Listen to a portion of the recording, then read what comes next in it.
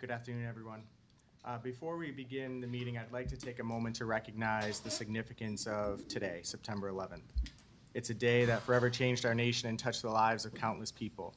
In memory of the nearly 3,000 lives lost and in honor of the bravery and resilience shown by so many, let us take a moment of silence to reflect, remember, and pay tribute to those affected by the events of 9/11.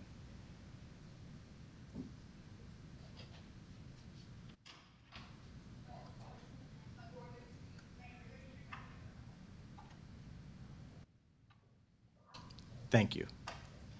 I'm pleased today to begin the meeting and welcome everybody here for our first meeting of the fiscal year by introducing our two newest board members, Dr. Kim Lucas and Jennifer James Price. Dr. Lucas is a professor of the practice in public policy and economic justice at Northeastern University. She previously served as Director of Civic Research for the City of Boston and Interim Executive Director at Metro Lab Network. Dr. Lucas is dedicated to fostering government-university collaboration and making research and data accessible to meet community needs. Her research focuses on early education policy with over a decade of experience in civic innovation and systems change. We're excited to welcome Dr. Lucas to our board. Welcome. Thank you. I'm also excited to introduce Jennifer James Price, Assistant Vice President for Strategic Employee Relations at North Shore Community College. Previously, Jen served as Undersecretary of Workforce Development for Massachusetts, overseeing state and federal programs. Jen has a proven track record of building partnerships between industry, education, and workforce leaders to address talent pipelines. Her work focuses on creating economic mobility and addressing workforce challenges, and we're thrilled to have her experience and have you on the board with us. Welcome, Jen. And just as a reminder to folks, I gave an abbreviated version of their extensive and well-deserved and earned bios, but they are also available on the mass.gov website where early education is housed. With that, I will turn it over to the Secretary for welcoming remarks. Thank you, Mr. Chair. Good afternoon, everyone. Good afternoon. Okay. All right. Is this thing working? It is a thrill to be back in session with all of you, in session as I call it. Very much looking forward to the continued work and forward progress with all of you and in partnership with Commissioner Kershaw and her team. If I can humbly borrow from the venerable words of Tim Garvin of United Way Central Mass, I very much feel like we are in the throes of a movement in early education and care in Massachusetts as opposed to a moment. I feel privileged to be part of it and want to lift up the hands-joined nature of the collaboration between the Healy-Driscoll administration, this board, and the agency. There is shared perspective both on the commitment to solutions to the most pressing challenges and collective urgency in addressing them. I look forward to our work together over the next 10 months or so. Folks who have heard me give remarks before know that sometimes they're short and sometimes they're not. Today is one of the not days. I'll let you all know. Just quickly, an overview of the FY25 budget is on the agenda, so I'll reserve comment, if any, until that part. But I do want to publicly thank all who leaned into making that budget what it is, our partners in the legislature for centering early education and care in their final decisions. In my humble opinion, the FY25 budget once again establishes historic investments in all sectors of education, and this includes early education and care. The summer was busy, and as I like to define it, good busy, stemming from the governor's executive order calling for the whole of state government to partner toward solutions to challenges in early education and care. We hosted 14 listening sessions, which I believe everybody in this room knows. Some were in person in each region of the state, and we also held them on Zoom. The genesis of these listening sessions was really quite simple.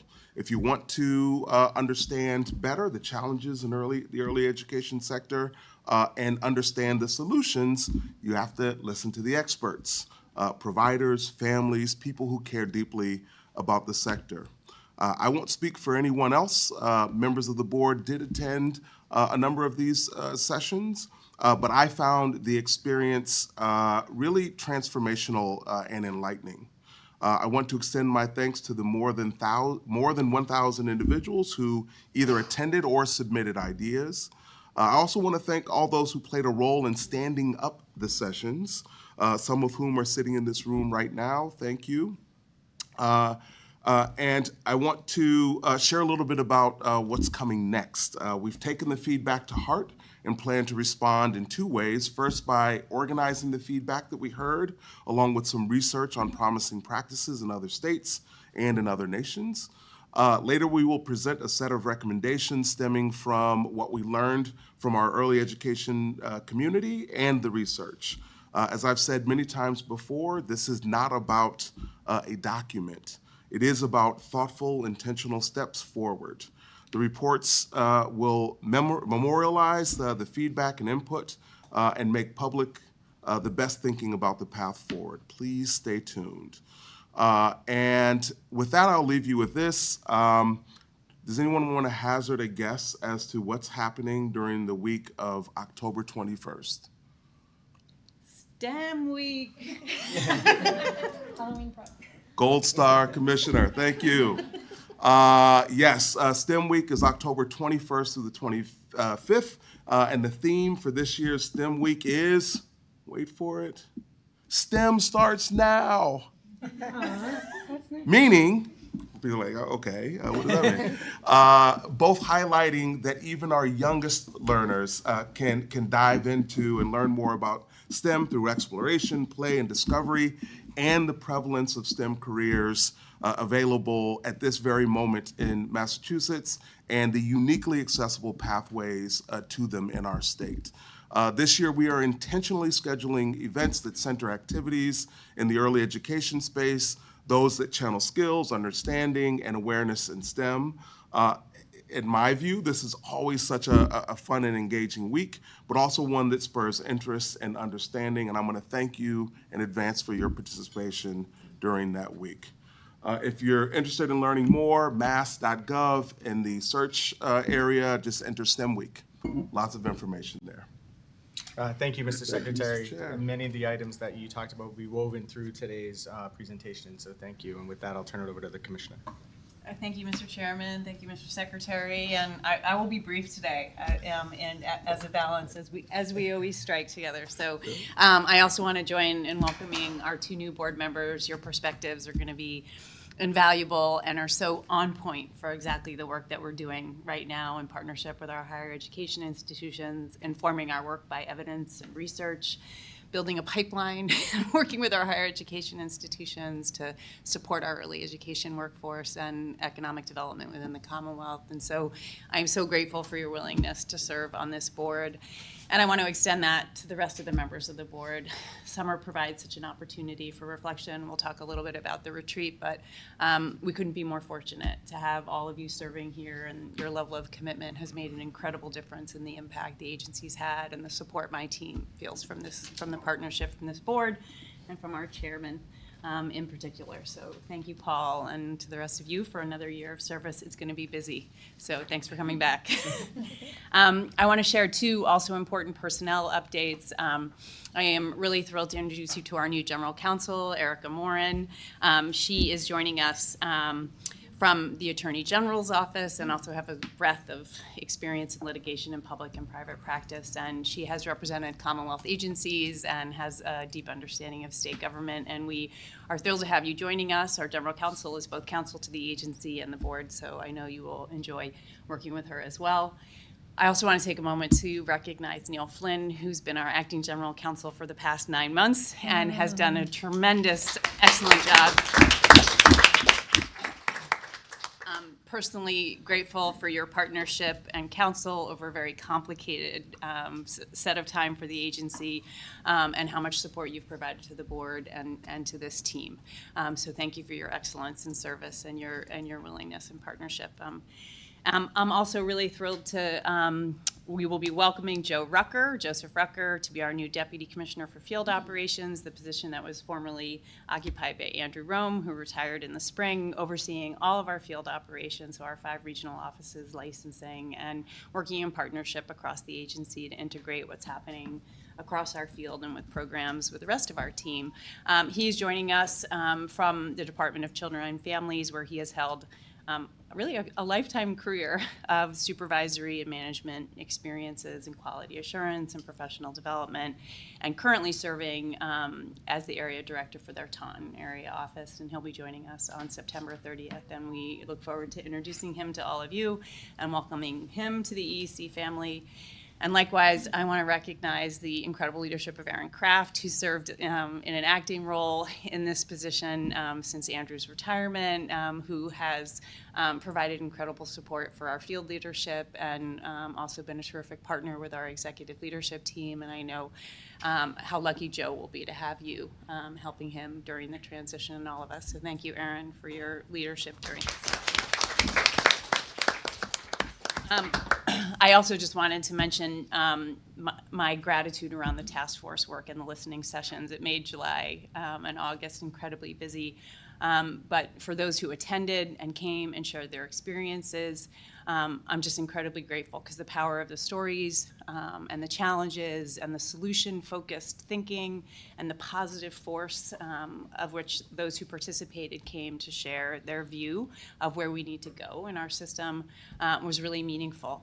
But also, I want to say that the folks who came from the task force, which represented our Education Secretariat, our Labor and Workforce Development Secretariat, our Economic Development Secretariat, and all the secretariats across state government, from transportation to energy and environment and outdoor recreation, governor's office, health and human services. All of the agencies across state government showed up to hear about the power of early education and care and to learn what they can do in a whole of government approach. And I was so proud of the opportunity for the whole of government to be able to hear about the power of early education and its importance in the lives of children and families and in driving economic development for the Commonwealth. So it was terrific to see that level of commitment across state government, and I think it is really going to be a new and different way of thinking about how we support early education and care across the different sectors and resources. And I think the only person that attended all 14 sessions was Secretary Tutwiler. You are a secretary who shows up for early education, whether it's in listening sessions or supporting the agency or starting with STEM. So I want to thank you for your leadership and your support for early education, and it is a really important part of us lifting up the power of our field. So thank you for your leadership in that. I wanted to just take a reminder that the Early Childhood Scholarship Program, so that's higher education scholarships that are available for staff working in early education and care programs, is now open. This year we made some really important changes to that program to simplify the application process, expand the type of majors that folks can pursue through that program. BA or master's degree as well. So we want to encourage folks. We are having listening sessions. We are hosting 2 more listening sessions for folks who are interested in learning about that. And you can sign up by visiting our website. Our next meeting we are hoping to have at our brand new Quincy office, but we will let the board and members of the public know as soon as we are sure the IT and technology systems are in place to be able to live stream that meeting. So thank you. Those are my updates. Thank you, Commissioner, and thank you, Secretary. And while this may be the first meeting of this fiscal year, it's clear that the work has not stopped. In fact, feels almost like it accelerated over the summer in a lot of ways. And so looking forward to the rest of today's agenda, which I think will highlight and again weave through lots of your comments. And so I appreciate that. At this point, we're going to move to the public comment portion of the meeting. I'd like to call up Michelle Hamowitz from the Mass Head Start Association. And also acknowledge that the board has received public comment by email and has been distributed to the board prior to the start of the meeting. Michelle, welcome. Thank you. Thanks for having me. Good afternoon. My name is Michelle Hamowitz. I'm the Executive Director of the Massachusetts Head Start Association. Thank you for the opportunity to deliver testimony today regarding the recent federal Head Start final rule and its impacts in Massachusetts. MHSA is a membership organization that represents the 28 Head Start and Early Head Start programs in Massachusetts. Head Start's a federal grant program that provides early education and comprehensive child and family services, including health, mental health, nutrition, and family leadership and resources to vulnerable children and families. Collectively, these 28 programs serve more than 10,000 children from birth to age 5 here in Massachusetts. Head Start eligible children are among the most vulnerable Head Start serves children from families earning under the federal poverty level, children experiencing homelessness, and other very vulnerable children and families at no cost to the family. 30% of Head Start children in Massachusetts also receive a child care subsidy to supplement the Head Start funding and provide comprehensive full-day, full-year services. Last month, the Federal Office of Head Start at the Administration for Children and Families released a final rule overhauling Head Start's regulatory document, the Head Start Program Performance Standards. These standards govern all aspects of Head Start program operations. Many of these changes are welcome for the field and for Head Start. However, they come without any additional funding to implement many costly regulations. The rule includes first-of-its-kind wage and benefit requirements for Head Start programs. By 2031, Head Start programs will be required to pay their teachers comparably to the annual salary of public preschool teachers in the program's local school district, adjusted for responsibilities, qualifications, experience, and hours. Programs must also maintain a salary floor for all staff, set at a wage or salary that's sufficient to cover basic needs. By 2028, programs will be required to provide or facilitate access to high-quality, affordable healthcare coverage and offer access to short-term, free, or minimal-cost behavioral health services for all full-time staff. Programs will also be required to provide each staff member with regular breaks by 2027. Programs with 200 or fewer federally funded slots will be exempt from the salary and benefit requirements, but must still demonstrate progress for wages and benefits over time. In addition to these workforce requirements, the final rule updates dozens of other standards, including mental health services for our workforce, children, and families. Under the rule, programs are required to maintain a multidisciplinary approach to mental health and wellness. The rule also updates Head Start's existing mental health consultation requirements to ensure that programs secure such consultation at least monthly, and expands the definition of mental health consultant to include those under supervision of a licensed mental health professional. The final rule also makes some changes to Head Start eligibility. Families under 100% of federal poverty level are eligible for Head Start services. That's currently just $31,200 for a family of 4. The final rule allows programs to remove Social Security benefits, veterans benefits, alimony, and child support payments from a family's gross income calculation for the purposes of eligibility, and allows programs to adjust a family's gross income to account for excessive housing expenses if a family spends more than 30% of their total gross income on housing. Programs are also now permitted to consider the enrollment of children of staff members as part of their selection criteria. Additionally, while Head Start programs have always been required to ensure that 10% of their enrollment is represented by children with disabilities, the new regulations clarify this must be a calculation of actual enrollment rather than funded enrollment. Finally, the final rule requires programs to examine barriers to regular attendance, including transportation, and where possible, provide or facilitate transportation if needed. What I've stated is just several components of an over 300-page final rule redefining and regulating Head Start operations, family engagement services, community assessment and use of data, safety and reporting protocols, staff training standards, and more. While the wage and benefit standards take effect in 7 and 4 years respectively, most standards within the final rule take effect next month. As programs begin implementation, they do these with no new federal funds. In addition to the very expensive prospect of raising and maintaining wages to meet public school teacher salaries and enhancing staff benefits, the regulations may require programs to increase the number of staff to cover breaks, contract with additional mental health consultants to meet the monthly requirements, consider the high costs of adding or increasing transportation services, purchase modern enrollment and engagement technologies, and more costly changes. If these regulations are not fully funded by Congress, programs will be forced to reduce the number of children they can serve in order to invest their funds in wages and other regulatory expenses, straining access for the most vulnerable families in Massachusetts. Over the coming years, we'll be working closely with our congressional delegation to advocate for increased federal Head Start funds to fully fund these regulations. However, we will also rely on state support. So we're immensely grateful for the codification of the C3 program and the Haley Driscoll administration's support for both C3 and Head Start state supplemental grants to support Head Start programs in meeting these regulations. I share these with the board not only to inform you of the enormous changes coming for some programs, but what's coming for our mixed delivery system in Massachusetts. Head Start programs are a key component of our mixed delivery system and of the early education infrastructure in our state, an infrastructure with one workforce and overlapping needs. As Head Start staff salaries begin to rise, so will our early education peers need to keep up. If Head Start regulations are not fully funded by Congress, programs will be forced to reduce the number of children they can serve, straining access for the system at large. As Head Start programs are required to increase mental health services, they will continue to strain resources from an already strained mental health workforce. I ask for your continued partnership and attention so that our field can face these changes together. We're grateful for our ongoing partnership with the department, Commissioner Kershaw, and the Head Start State Collaboration Office and its director, Amy Whitehead-Plow. We're glad to be at the table with our department partners to best support vulnerable families and the programs that serve them. So thank you for the opportunity to provide this testimony, and be happy to answer any questions or schedule time with any board member later to go over the rule more in depth. Thank you. Thank you, Michelle. Thank you.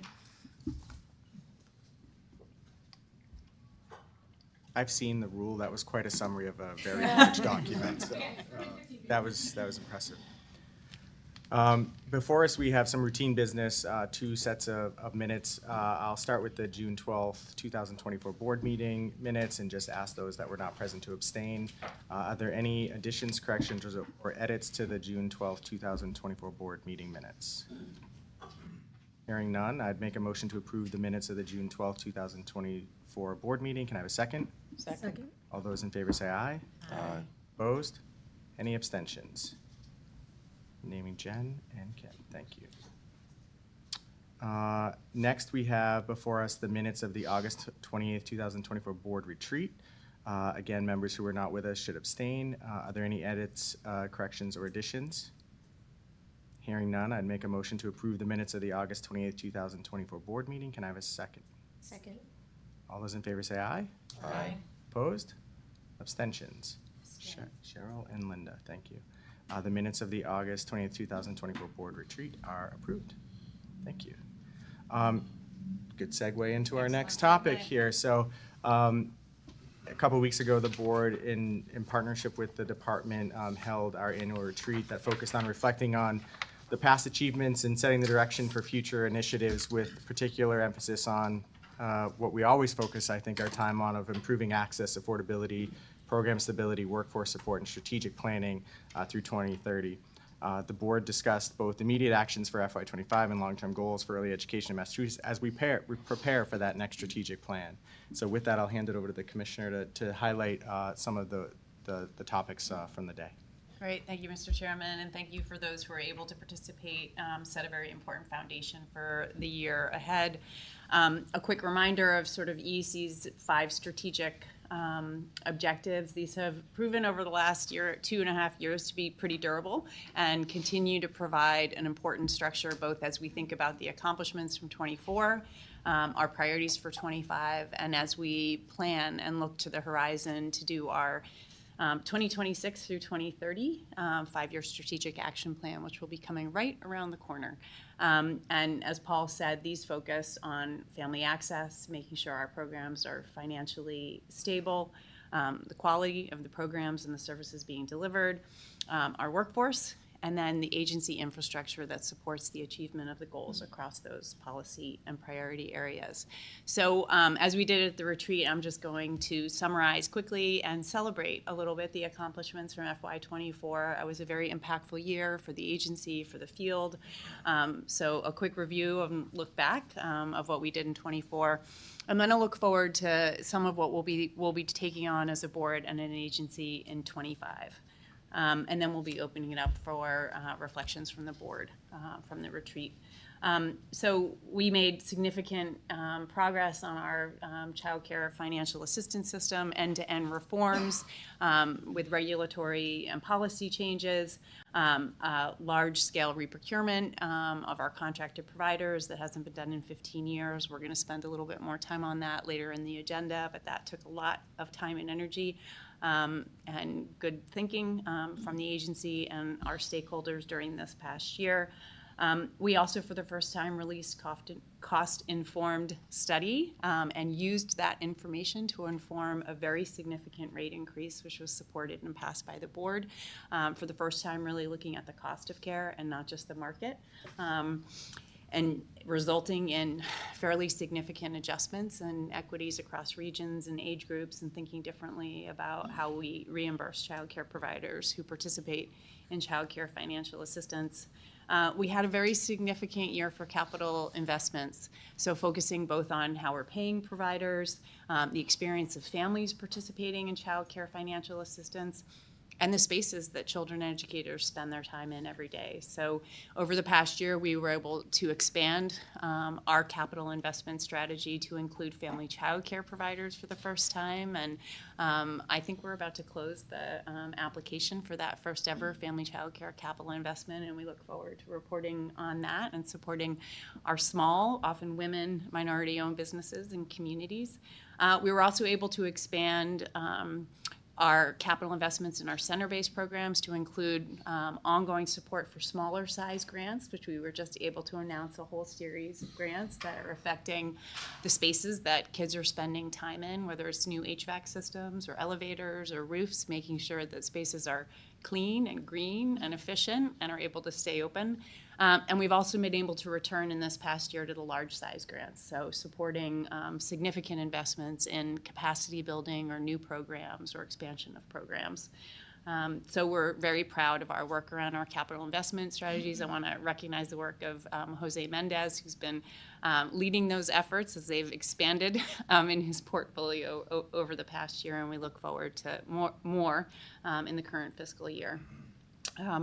As most of you know, high priority for the agency was around our workforce initiatives, and that has really included our two-prong approach of thinking about the pathway of professionalizing our field, including credentialing work and work with higher education, as well as immediate needs around the pipeline. So new apprenticeship programs, new supported pathways for staff coming into the field and recruiting new staff into the field. And finally, we spent a whole year focused on Commonwealth Cares for Children. We're going to spend some time later in the agenda really talking about the agency's proposed approach to FY25 and beyond, as we are incredibly fortunate to be looking at that program now permanent, codified in statute, and fully funded at $475 million with state funds.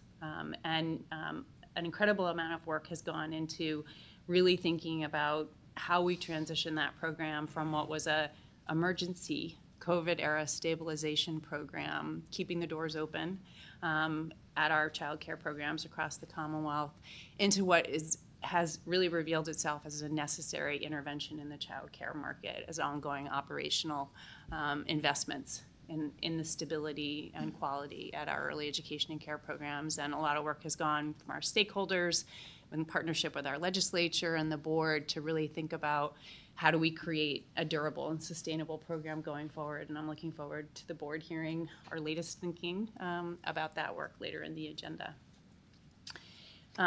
So that's really our policy and priorities work, or at least highlights of it. And undergirding all of that is the work we've done at the agency to create sort of a capacity and ability to deliver on those key strategic initiatives. I'll just highlight a couple of those. We're incredibly grateful to be included in the IT bond bill, the Future Tech Act, in $12 million over 3 years to modernize our child care financial assistance system, bring it into the 21st century, make it easy and modern and flexible and respectful for families to do business with us. And we are really excited to be kicking off that effort in this fiscal year as well. We also opened a new Boston regional office, which hopefully you will all be at in October, and completed renovations in our Lawrence and Springfield offices to make sure that our staff have the tools and spaces they need to do their work. In partnership with the board, we defined some key performance indicators, and we're looking forward to sharing those dashboards with the board in the months ahead. We also launched our first ever Diversity, Equity, Inclusion, and Belonging Council for the agency, and we're looking forward to sharing that work, which is both internally focused on how we do hiring and work with each other and create a culture and sense of belonging and inclusion, as well as externally focused on how we make sure our policies and practices, regulations reflect a sense of respect and dignity and inclusiveness for the communities we serve. We were also fortunate, even in the midst of a little bit of a hiring chill, to fill more than 40 really critical positions for the agency, many new firsts, including our first Diversity, Equity, and Inclusion Manager, our first ever Director of Research, building out our first ever product team with new product experience owners, which mean we have people dedicated in-house to thinking about the experience of our educators as they interact with the agency, our families as they interact with the agency, and our programs as they interact with our agency. This is really a key piece of our human-centered design to make sure as we update and modernize our systems, they're being done centered around the experience of the users who interact with us. We also continue to build out our family access and engagement team with our first ever family engagement manager. I thought I saw Aisha Rodriguez. I don't know if she's here. She's here today, but maybe not in the room. Our first ever priority access manager to really focus on our families who are involved with the Department of Children and Families or experiencing homelessness, and our young parents, to make sure that we're bringing down barriers for families who have historically been marginalized or have a harder time accessing our system. And really happy, and you'll hear a little bit about them today, 5 new family access coordinators that are based in our regions who, I've been calling them our barrier busters, but they're really out there to work in partnership with our programs and communities and our other state agencies to make sure that we're responding to the needs of kids and families, whether it's our shelters, our Department of Children and Families, our Department of Transitional Assistance, and again, providers. And they will play a very key role in the implementation of our new procurement, as you'll hear about later. So I just want to take a minute to recognize the incredible EEC team who did all that work, and for the leaders who joined the agency in the last year. I couldn't be more grateful to work with such a talented group of committed public servants, and I think you see that quality of that work every day. So to the EEC team, thank you. So much to celebrate in terms of the past year. And as we look ahead to 25, I guess I would put our work into 2 categories. One is going deeper and further into many of the things we've started. And I think the team is relieved to know most of the things on this list are actually in that category. So we have turned over every rock, I would say, in the last 2 years and initiated changes across nearly every aspect of the agency's work. And we need time to go deeper and further, to reach more families, to reach more educators, and to deepen and strengthen the work that's been underway. And so things like fully implementing our child care financial assistance policy reforms, landing our credentialing work that we've started, continuing our cost work and using that to inform our rates. We've initiated regulatory changes both for residential programs and our child care and our child care group and school age programs, as well as family child care. We will continue that work into FY25. A couple of new areas that I slipped in on the staff that we have spent a lot of time over the last year talking with our partners in the community around family, friends, and neighbor care, which are a really important and significant part of our system, a choice many families are making. And the agency has not really been set up and structured to support this workforce, and that's something we're looking forward to engaging with and working in the year ahead. In partnership with our executive office and with our Department of Elementary and Secondary Education, we're looking forward to digging into early literacy and the Literacy Launch Initiative as a cross-agency initiative. And we're also going to have an opportunity to continue some work around student loan forgiveness and work around our scholarship programs. So the year ahead will be, as I said, going deeper and trying to create execution and adoption in many of the things that we've started, as well as highlights of a few new things. And at the agency infrastructure level, making sure that we're building the staff capacity to deliver on those things and also measure the success and performance of the agency. This is what it's going to look like for you at board meetings. Many of you have deemed this the wheel of board agenda items, and so all of the initiatives that we've talked about, many of them will require board engagement, action, and discussion. So as we talk about the cost study and have the opportunity to implement a new rate increase, we'll be engaging with the task force and the recommendations that are coming out of that. We look forward to updating the board and our broader community on all of our regulatory revision processes. And in the fall, we'll be talking, as we always do, about budget recommendations going forward. So a lot of exciting agenda items for the year ahead. And some of these things will be deep and go further, and some will just get started in the year ahead. So we look forward to discussions with the board about your priorities and how we engage most thoughtfully with all of you. With that, I'm going to stop, and we will have a chance as we move into this fiscal year to talk more about the 26 to 25, but we really focused today on sort of looking back over the past year and into what the year ahead looks like for the board and for the agency. Love to open it up to the board if anyone has any comments regarding the retreat. Any feedback they wanted to offer? Comments? I'm more than happy to comment. I just want to first of all say thank you to Commissioner Kernshaw and to all the staff for a very engaging board retreat.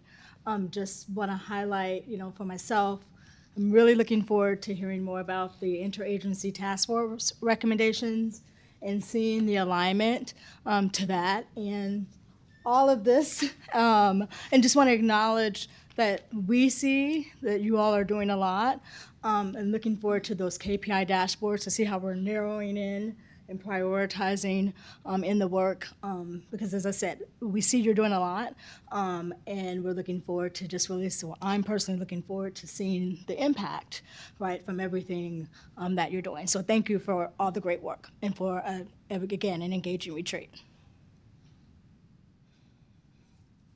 Any other thoughts? Yeah, I'll just follow up on that and just acknowledge also just the really positive camaraderie and energy out of the staff. I felt like I'd been on the board and as part of this broader team for a long time. I'd been relatively new to the board. And you could just feel it, like there was a very natural, positive energy and teamwork that emanated from the staff and personally made me feel comfortable to chair and to build the Lego blocks together and to have the fun, but also be super focused and intentional about looking out into the future. And then the other reflection is after every board meeting, and certainly after that retreat, I always feel smarter about early education and care. And where I still have questions, I now can point to someone in the room who I know is the subject matter expert or can point me in the right direction. So as a board member, I just want to say thank you for that, because in order for me to do my job effectively, it's to know that I have the support of a team that has subject matter expertise that I won't have and will never have probably, but have enough to contribute in a meaningful way to this board. So I just want to say thank you. Great. Any other thoughts? Great. I will just add a thank you as well, and I think you used Tim Garvin. I'm gonna now quote you and give it back credit to Tim Garvin. This movement is at a moment, right? Because I love the movement idea, and I think as I reflect on it, a lot has been accomplished. And when you look at this wheel of what's ahead of us, there is still work to do. And Commissioner, I appreciate your term of going deeper. And part of going deeper, I think, is listening. And we talked a lot about the task force and the literal hundreds of people across the Commonwealth who are experiencing the changes that we're talking about on a daily basis and have a really important point of view to how we go deeper. And I just appreciate this team's ability, because I think the movement's entering this phase where we really have to understand the intended and the unintended consequences of a lot of change that people are experiencing in the field as practitioners, as families that use this system. And I walked away from the retreat more inspired than ever that we've got the right team in place to do that listening, to understand the needs of children, families, and providers, and to acknowledge that we have to continue to listen, that it is not just that we did listening sessions and it's done. It's what are we going to do with the information that we're hearing? And I know I hear from folks across the Commonwealth that are providers and teachers. They've never felt more heard by this department. And I think that is integral to the ability for all of us to do what we accomplished in FY24, but even to think about considering what we're going to do in FY25. And so kudos to everybody, but also kudos to those in the field for adding their voice to this process. It's a case study to me in effective government, the level of engagement that the field, and we still could probably do better. But the efforts to engage the voices of those that are experiencing all that was on these slides is really impressive. And I would just challenge everybody as we go deeper into some of this work to share how these programs are being felt and experienced by you and the families and children that you serve, by the teachers that you employ, so that, again, we can live in that continuous improvement model. Because the task force in particular, Jamala, I agree with you, I'm so interested in, because I think it is actually really reflective of the uniqueness of this sector, right? It is a very diverse sector that is about how do we help support small businesses? How do we, there is a different mindset that's needed to address the opportunities that exist in this field. And we are entering a phase in this movement where we have lots of voices at the table, and now we got to do the hard work of figuring out how to channel that and reconcile it and consolidate it for continued progress on that movement. And so just kudos to everybody. I feel really good about the work that's being done, but I'm a little overwhelmed because I believe the hard work is now, which is to go deeper and to really understand. And that's the phase that we're entering. But with this team, really excited about where it's going to go. And so thank you to everybody. With that, I will turn it over to the Commissioner for Budget Update. Great, thank you. And I just wanted to finish this section by saying it's become a pretty standard agency practice for us to have the opportunity for engagement and listening sessions around the various policy and practice work that we're doing. So I mentioned one in the beginning around the scholarships. Sometimes it's announcing something's open and available, and sometimes it's having a listening session about here are the changes we're proposing, what is your feedback? And so we will, later in the agenda, talk about C3. We'll be having some listening sessions associated with the changes that the agency is proposing to that program, as we will. We, I think, had some engagement sessions around the latest work in our cost study yesterday, and so it's become a pretty regular practice for us to start the work and continue the work in partnership with our stakeholders. So I think you can expect that to continue in the year ahead as well. When we met in June, we did not have a final state budget. We had some opportunity during the retreat to talk a little bit about where the final state budget landed for the agency, and we wanted an opportunity to kind of present in some detail to you sort of where we landed, because as we look at the policies, projects, and initiatives, the capacity building efforts, they're grounded in the available resources and funds, as well as statutory direction and guidance that were provided. And as the Secretary started out by saying, it is another very significant budget year for the Department of Early Education and Care, $1.54 billion, which is about a $20 million increase over last year's final state budget. So I'm really pleased to be able to share some of the great news and also highlight some of the watch areas or areas that we're worried about in the year ahead. So biggest headline for us is $475 million in Commonwealth Cares for Children. We are so fortunate in Massachusetts that our governor and our legislature have come together to maintain this incredibly important, game-changing program for the field, and we are unique among states across the country in that this federal program has been maintained at full federal funding levels. Some states have maybe maintained a piece here or there, and so all of our debates about how to use these funds and think about the best way to make it durable and think about the transition is a gift to us to have this opportunity, which doesn't mean all the decisions are easy. But the budget also includes $475 million and then actually codifies the program subject to appropriation as permanent in statute, which is a really significant move for the agency and an important signal about the level of commitment to this as an ongoing part of the early education and care infrastructure and funding. So that's part of the great news. On the caseload, so around child care financial assistance, very sort of complicated way the programs are funded this year. We're so fortunate that the Fair Share Amendment is now funding programs across early education and care, but it means the way the funding is structured is a little bit hard to untangle. So we are at about $872 million for our child care financial assistance caseloads.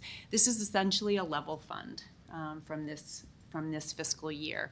And I say that, you know, we're grateful to be up at $872 million. This fully annualizes all the rate increases from last year. But as many of you know, we increased our caseload in the past year on purpose. And at about March, we had to take some steps to create some controls in the caseload to make sure that we didn't far exceed our appropriations, but to really meet the target of increasing the number of families served. So at this funding level, we anticipate into fiscal 25 having to keep the same controls on in the system. So we won't be opening up the waiting list or being able to issue new vouchers. We will award new contracts as you'll hear, but we will essentially be working to try and maintain the caseload at the number of kids that we were able to enroll in the past year. So not opening up the waiting list, which has now climbed to about 26,000 families. Our Commonwealth Preschool Partnership Initiative was level funded at $22.5 million. As many of you know, the governor had in her budget had proposed both $75 million in child care financial assistance, but also a fairly significant increase in the Commonwealth Preschool Partnership Initiative that did not make it into the final budget. But this funding level does allow us to continue to support the expansion that we did in '24. So new grantees that came in our planning grants will continue to get supported through planning, and we'll continue to work with the existing communities around this really important preschool access partnership at the local level. A couple of other quick highlights. Elsewhere in the budget, many of you are aware that free community college is something that's going to be implemented across the state, which is fantastic for the Commonwealth, for our students, and for the economy. It did have an impact on our Career Pathways Initiative, which is a partnership with all of our 15 community colleges and urban college. So as the free community college structure gets worked out, we were able to sustain $5 million of a $10 million program. This $5 million is really around that support services that help students enroll and to stay in school and support them. We're going to be working really closely with our community colleges and urban colleges to make sure that the new free community college funds can continue to support our educators who are enrolling through the career pathways, which is a really important entrance for our field into higher education. And so we look forward to working with the community colleges on that as well. There are a couple new investments that the legislature included in the budget that I wanted to highlight for the board. One is $7.5 million in higher education scholarships. This is in addition to the $5 million that is already in a very large line item at the Department of Higher Education for financial aid. So this is an expansion in the availability of scholarship funding. We also have a brand new program for loan forgiveness, $7.5 million for staff working in early education and care programs, and a new $2.5 million for an employer-sponsored child care pilot. And we look forward to sharing more information about the implementation of those new investments in the months ahead.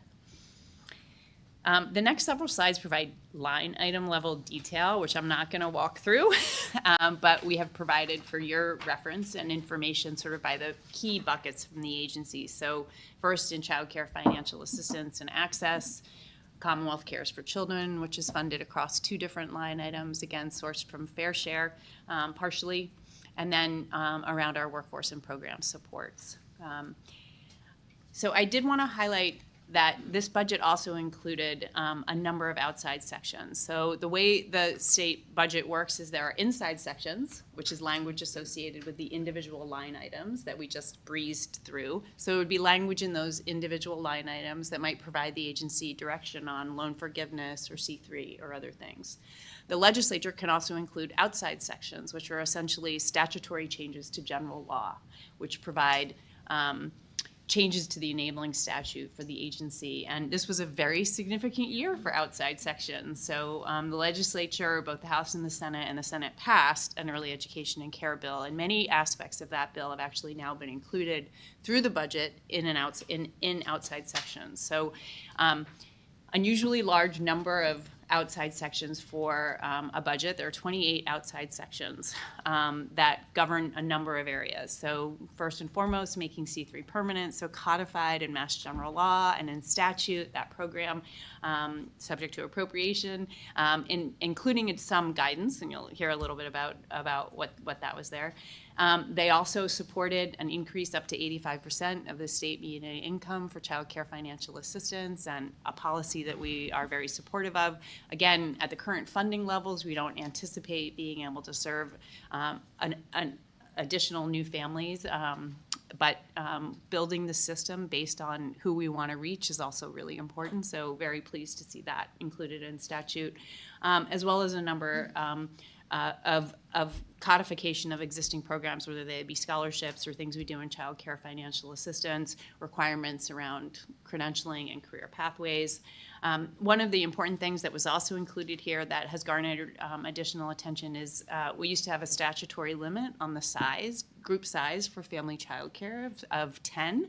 One of the outside sections actually eliminated that statutory cap of 10. So right now, family child care programs typically run either at size of 6 children, group size, or of 10 children. And the elimination of this cap means the agency has the opportunity through regulations to be able to think about and define different group sizes. So this is not an immediate change, so I just wanted to highlight for the agency, for the board, that what the outside section does is basically eliminate that cap in statute, which would enable the agency to take up sort of what would be a new group, potential new group size for family child care through our regulatory revision process, which is underway. So no immediate changes are happening. It would have to be done through a regulatory shift. There would be communication and engagement with the field, with our family child care providers, with our licensing staff before we're able to make any significant changes to the group size. But it provides the agency and our providers with a level of flexibility that could be very important in terms of increasing capacity, creating better economies of scale for our family child care providers. So we welcome this flexibility as we think about regulatory changes going forward. Two other things I just wanted to highlight from the budget and the outside section. One is we have a brand new data advisory committee, which we will be aiming for our first meeting in November, and we look forward to reporting with all of you. You know, the agency has been committed to really building our data and analytics capacity, and now we will have an advisory group to work with us on our KPIs and thinking through our sort of evidence-based and research-based strategy. So we look forward to bringing that group together and working with them. And finally, the outside sections include 14 new reporting requirements for the agency that I just wanted to highlight, as those will also require additional resources and work from the agency in terms of reporting on the new requirements as well as existing things within the budget. Okay, I'm going to stop there and see if board members have questions. Yes. Any questions on the budget? Comments? I'd just like to express gratitude to the secretary, to the governor, and the administration for leading us off in the budget process with something that I think really reflects the needed resources for us to be successful, and to our colleagues in the legislature for the work that they did to ensure that the budget was funded. There is still work to do, and it sounds like there is more work to do, but I think it is in pursuit of that continuous improvement and trying to best serve children and families, and to be there for our workforce in the appropriate role. And so just a lot of gratitude, a lot of work, and you know, this is really the framework in which the agency works in, right? Is the budget, and is the language, and is the outside sections. And so you know, I can imagine there's a lot of internal work going on to say, how do we implement, how do we reconcile with where we were, and so just more gratitude to the team for making sure that we are following the framework given to us by the legislature. But again, when you look at the journey of this budget and the attention on this budget over the last couple of years, it is a movement, and a lot of gratitude to our legislative leaders and the administration for continuing to prioritize this sector, because there are lots of challenges across the Commonwealth, and it's clear that this legislature and this administration prioritizes this work, and so it's great. So thank you. No other comments? Yeah, I'll just say, again, we're incredibly fortunate to have the investments and the attention that we've had, and look forward to working with our legislative colleagues as we continue to watch some of the areas that we want to make sure get attention over the coming year. Tyrese, welcome.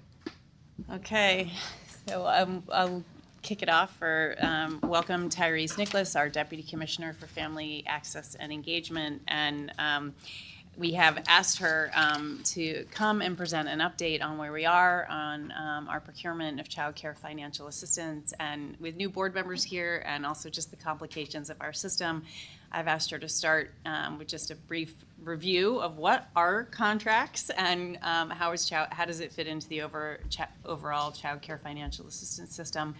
But I also want to give a little bit of context. You know, the contracts, Tyrese will go through this a little bit, but at the highest level, we purchase child care financial assistance for families either through vouchers, which are mobile and go directly to the family, and they can use them at a program that accepts those vouchers, and we have an increasing number of those, I'm happy to say, in the Commonwealth these days. And then we also directly purchase contracts or a number of seats at programs or through family child care systems that are dedicated to an age group, specifically within a region and a program. And these contracts have not been reprocured in 15 years, since 2009. We endeavored over the last year and a half to take that project on. And I just want to recognize the many staff at the agency. First and foremost, we, on August 23rd, notified folks about their awards. And we were in the middle of contract negotiations, as you'll hear. So seems like we were successful in being able to re-procure these, and that in and of itself is an accomplishment that I'm proud of.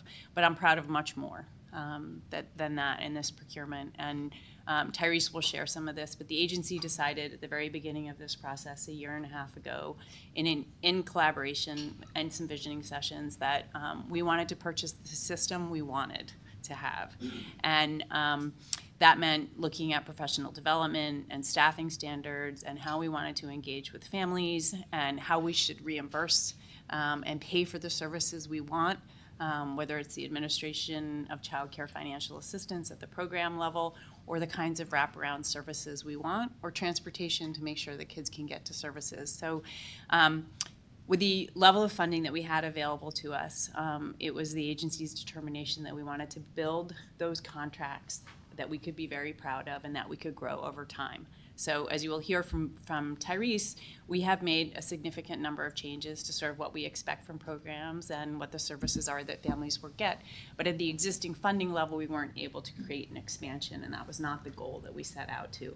But the good news is we will be purchasing a system that we will be very proud to build on, and as additional funding becomes available, we'll be able to put it into that system. And the procurement was also built flexibly so that we were able to reopen it, not in 15 years, but on an annual basis, if we have the opportunity with additional resources, whether that's bringing in new age groups or new programs.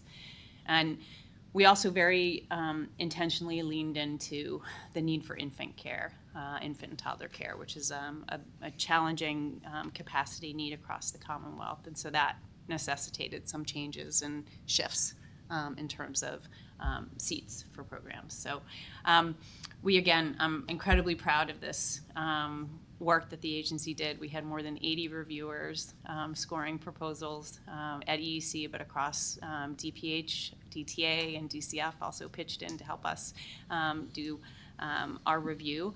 And I'm really pleased to turn it over to Tyrese to give you a quick update on where we are. Thank you, Commissioner. Hello, Secretary, Chair, and our board members, and welcome new board members. As the Commissioner stated, I'm Tyrese Nicholas. I'm the Deputy Commissioner for Family Access and Engagement. In my role, I oversee child care financial assistance, as well as our Head Start State Collab Office and our Office of Family and Community Supports. I'm happy to give you a high-level overview of just like how the system works and how this procurement actually fits into the system.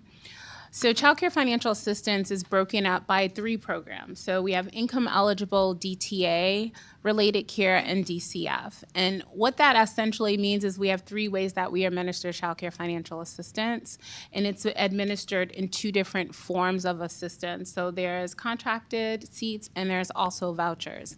Eligibility for both programs are the same. Who administers them is different, right? And what those services look like are different. Right? Those services are for, birth all the way through, we say school age, but age 13, 14. And so essentially a child from when they're born through to after school program and out of school time, you can receive the child care financial assistance in the form of the contracted seats. So the forms of assistance, as I just went over, are voucher and direct contracts. In order to have a direct contract with the department to administer, and you're going to hear me say administer child care financial assistance a lot, that's related to eligibility and the ability to be able to determine that. So we have two two different ways to administer. Our administrators are either child care resource and referral agencies for vouchers to families, or our contracted providers, which is the direct contracts to families, right? Those direct contracts are actually individual organizations that are in the form of like a child care program or a family child care system, right? A family child care system is essentially an organization that supports family child care educators. Right? Eligibility for both contracted seats and for vouchers is exactly the same, right? So initial eligibility is up to 50% of SMI, and then a family would continue to be eligible up to 85% of state median income. And For- obviously, this is going to shift to 85% It will at initial eligibility based on our new legislative language. Correct. So for vouchers, right? Vouchers are administered by our child care resource and referral agencies, and those are for income eligible families. And within those income eligible families, there are priority populations of our DCF families, our DTA families, homeless families, families that are experiencing a disability, our young parents, or we call them parents under 24, and other priority statuses.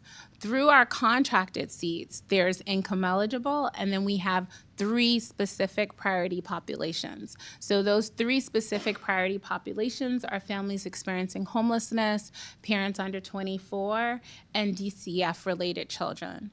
The difference between a voucher and a contracted seat is the services that the family would receive, and also a voucher is mobile. So a family with a voucher may go to any program. A contracted seat is for a seat in that specific contract child care program or within a family child care system in an FCC's educators program, right? And it's not portable. Right, I just want to make sure it's not portable. Through these contracts, we procured income eligible seats and we procured priority population seats, right? For DCF, families under 20, families experiencing homelessness, and parents under 24. Same eligibility. The goals of this procurement for the contracted seats, right? The goals were, one, for us to build build high quality seats and childcare programs, right? That really focused on the holistic needs of the children. Recognizing that many families have different needs, we look to improve our overall customer service that we as administrators of childcare financial assistance do our contracts, right? Like, what are the services we're providing to families? How are we communicating with them?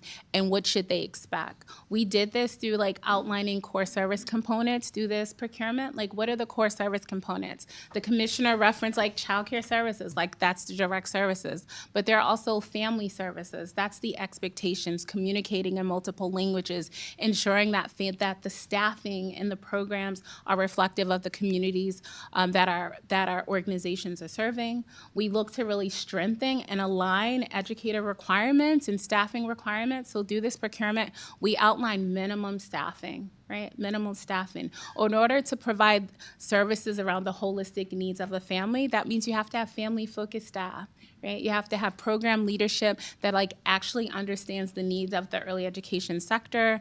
And you have to have folks who can administer the eligibility side of the work as well.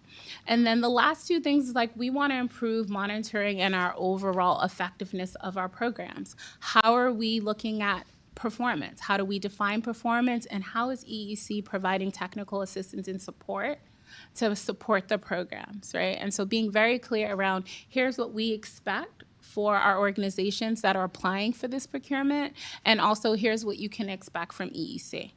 And then the last goal was really our continued efforts around simplifying rates for providers.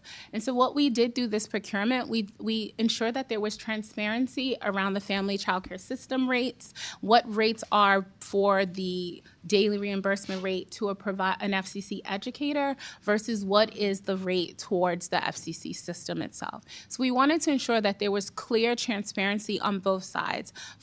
Even for transportation, many of our programs that were receiving contracts that are currently receiving contracts, their transportation was included in their rate. Now we're allowing for transportation to be billed separately as a full-time, as a one-way or two-way transportation. So transparency has been something that's really been important through this procurement and in a lot of the work that we're doing.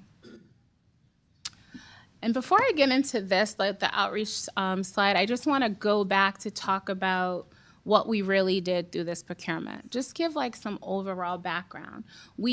As we've been talking about over the last almost 2 years, we did a complete overhaul of the Child Care Financial Assistance system. And that includes taking a very close look at these contracts and what did we really want to build.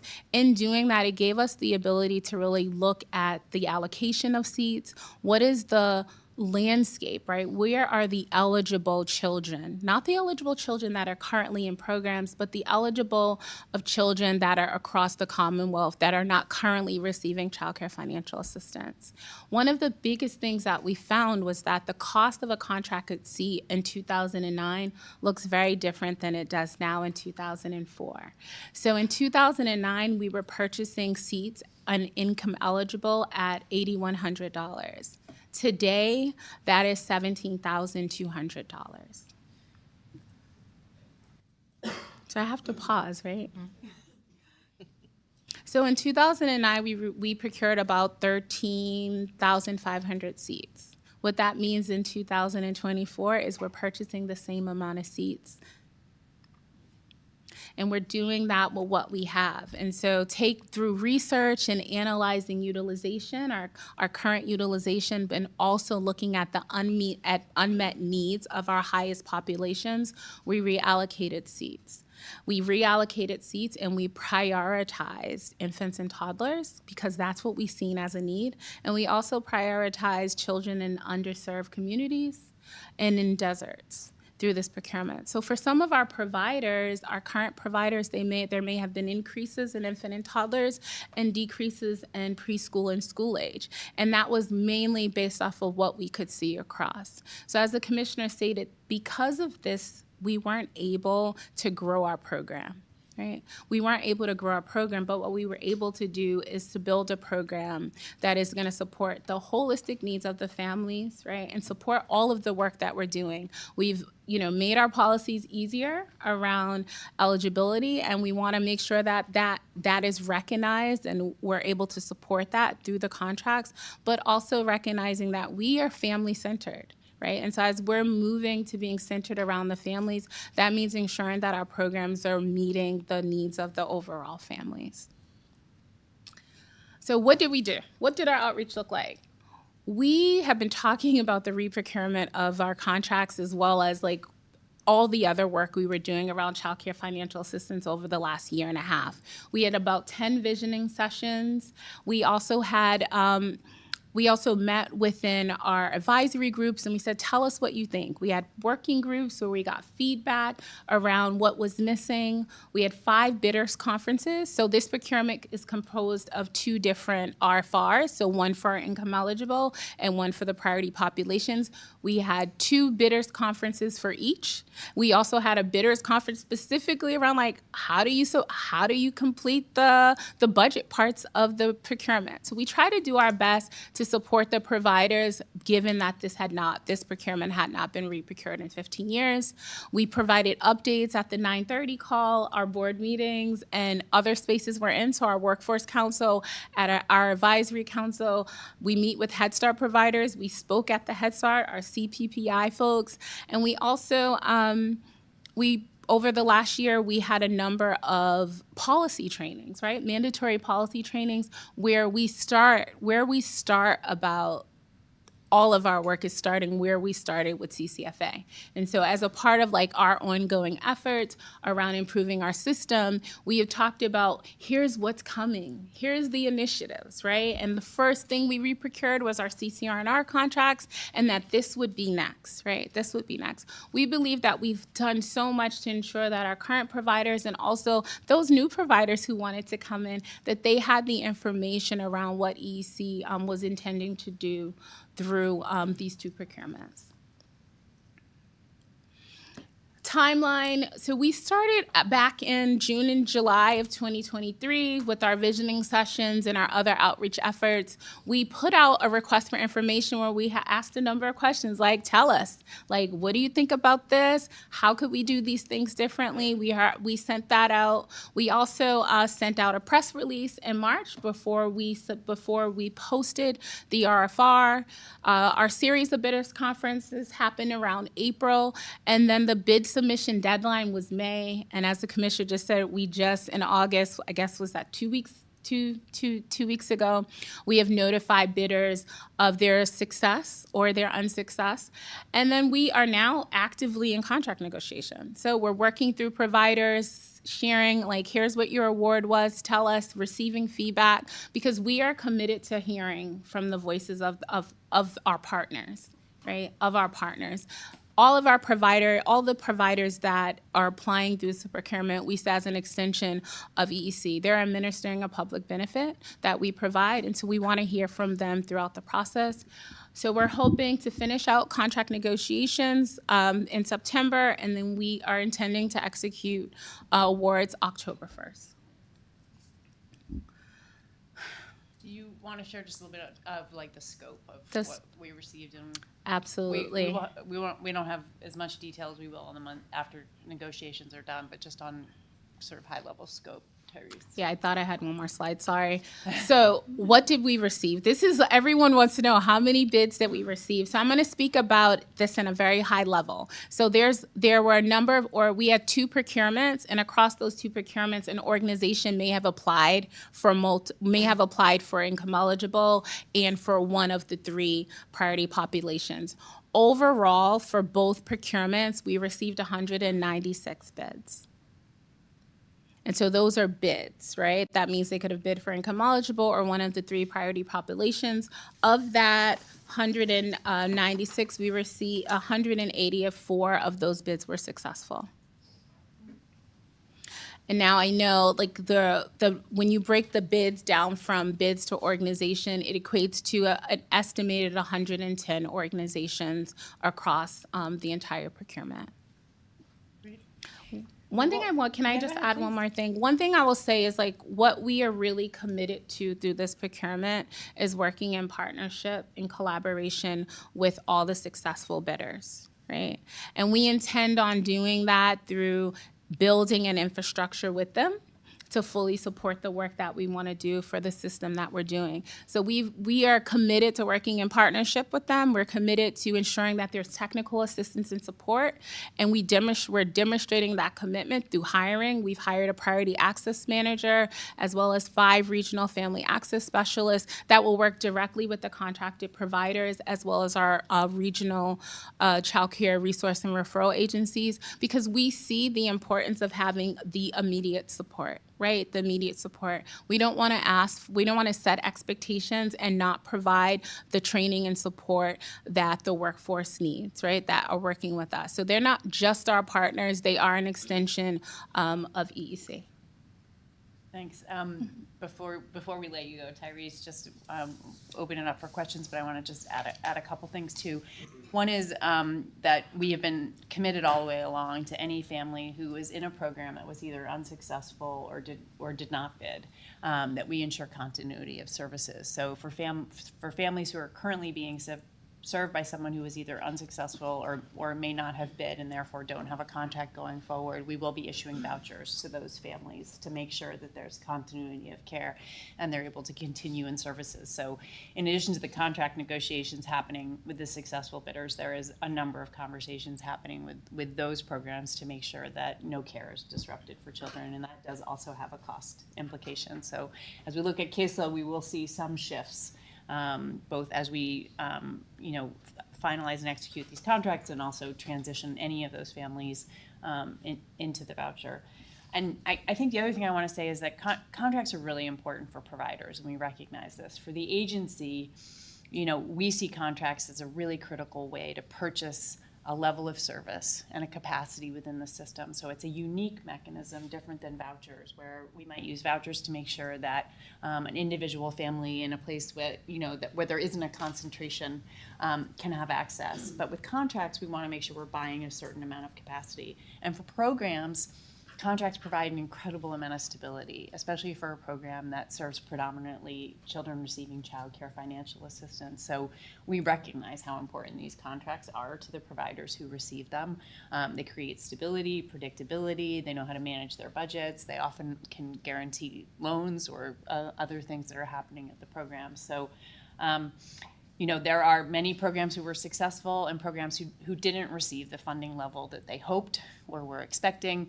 So it's a difficult time for those in the field, and I want to recognize the team who's really committed to working in partnership with programs as we go forward, who's having these conversations. And 15 years is a really long time, and I think that's something we've learned through the process, and that as we implement the changes that are included both in the programmatic side as well as budgets, we are going to stay in collaboration with programs and figure out how to do that implementation. So, and the last thing I just want to say is I don't think there was a single division in this agency that was not touched by this procurement. So Tyrese, I want to recognize your leadership. Also Jocelyn, who played an incredibly impactful role in what we wanted to purchase in the system. So your partnership has been really critical in this procurement, but there really wasn't anyone in the agency who wasn't touched, whether it was thinking about regional allocations and how we adjust to those, thinking about where childcare deserts are, what age groups we needed to purchase.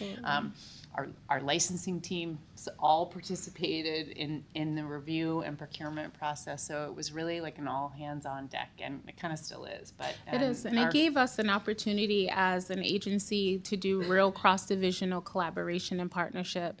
And so as much as we have learned about what is happening external in the workforce, in the ECU workforce, we also realize internal how much our work intersects. And because of that, it requires us to take a real collaborative approach to supporting the program. So yes, we've hired family regional access specialists, but we're going to work cross-division to really support the providers in fiscal, in quality, and in childcare financial assistance. So I guess finally, I would just say, of course, we also couldn't accomplish everything we would have wanted to through this procurement, but we definitely are taking steps in the right direction here. So for that reason, I'm really proud of the work and grateful for the opportunity to share it with all of you. And I thank everyone from our team on the EEC side for all the work that we've done through this and we've continued to do.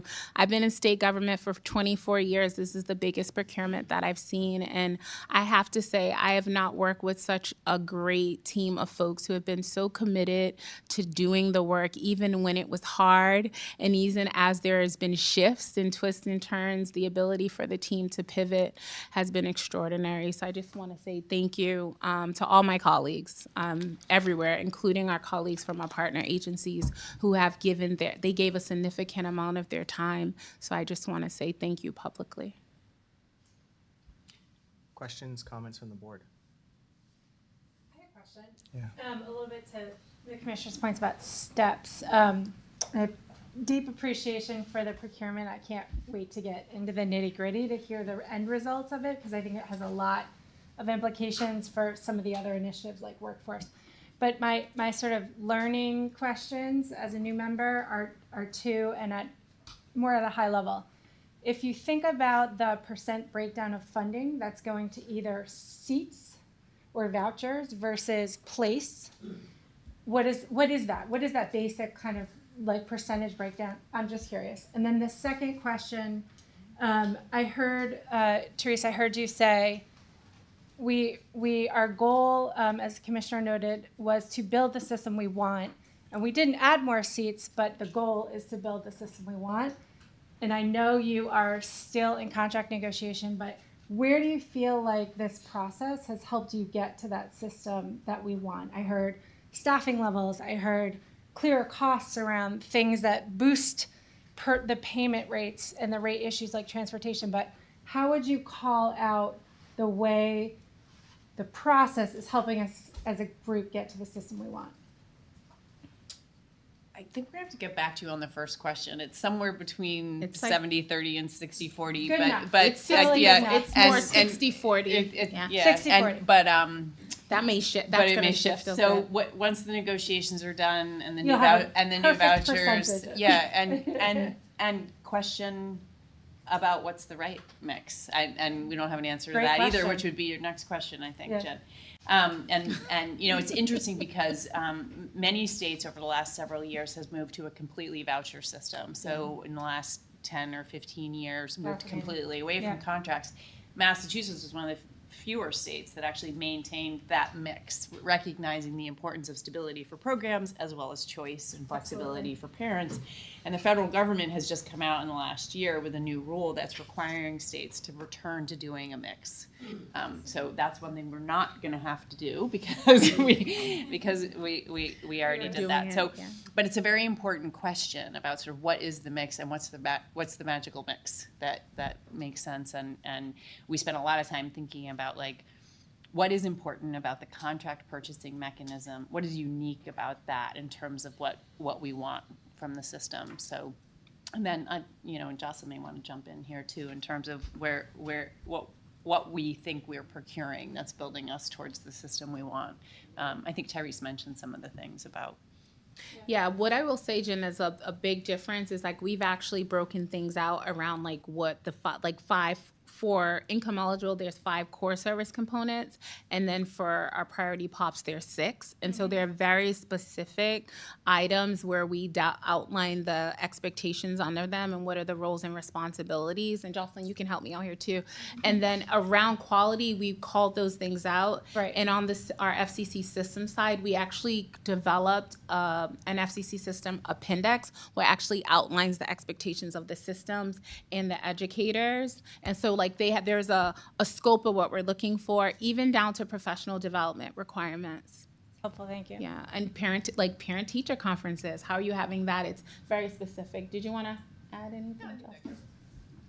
Thank you. And our approach is different. So where the program quality team will be working with the family access team to look on the program quality side, where we may be looking at like the interactions with the families. They'll be looking more closely with the educational services being provided to the children in working with the families. I guess the last thing I would just add in response to your question is that, you know, just like on the C3 side, which you'll see soon, you know, we do both the sort of what are we trying to accomplish with the dollars in the program, and we're collecting information so that we can use it to make the system better and stronger.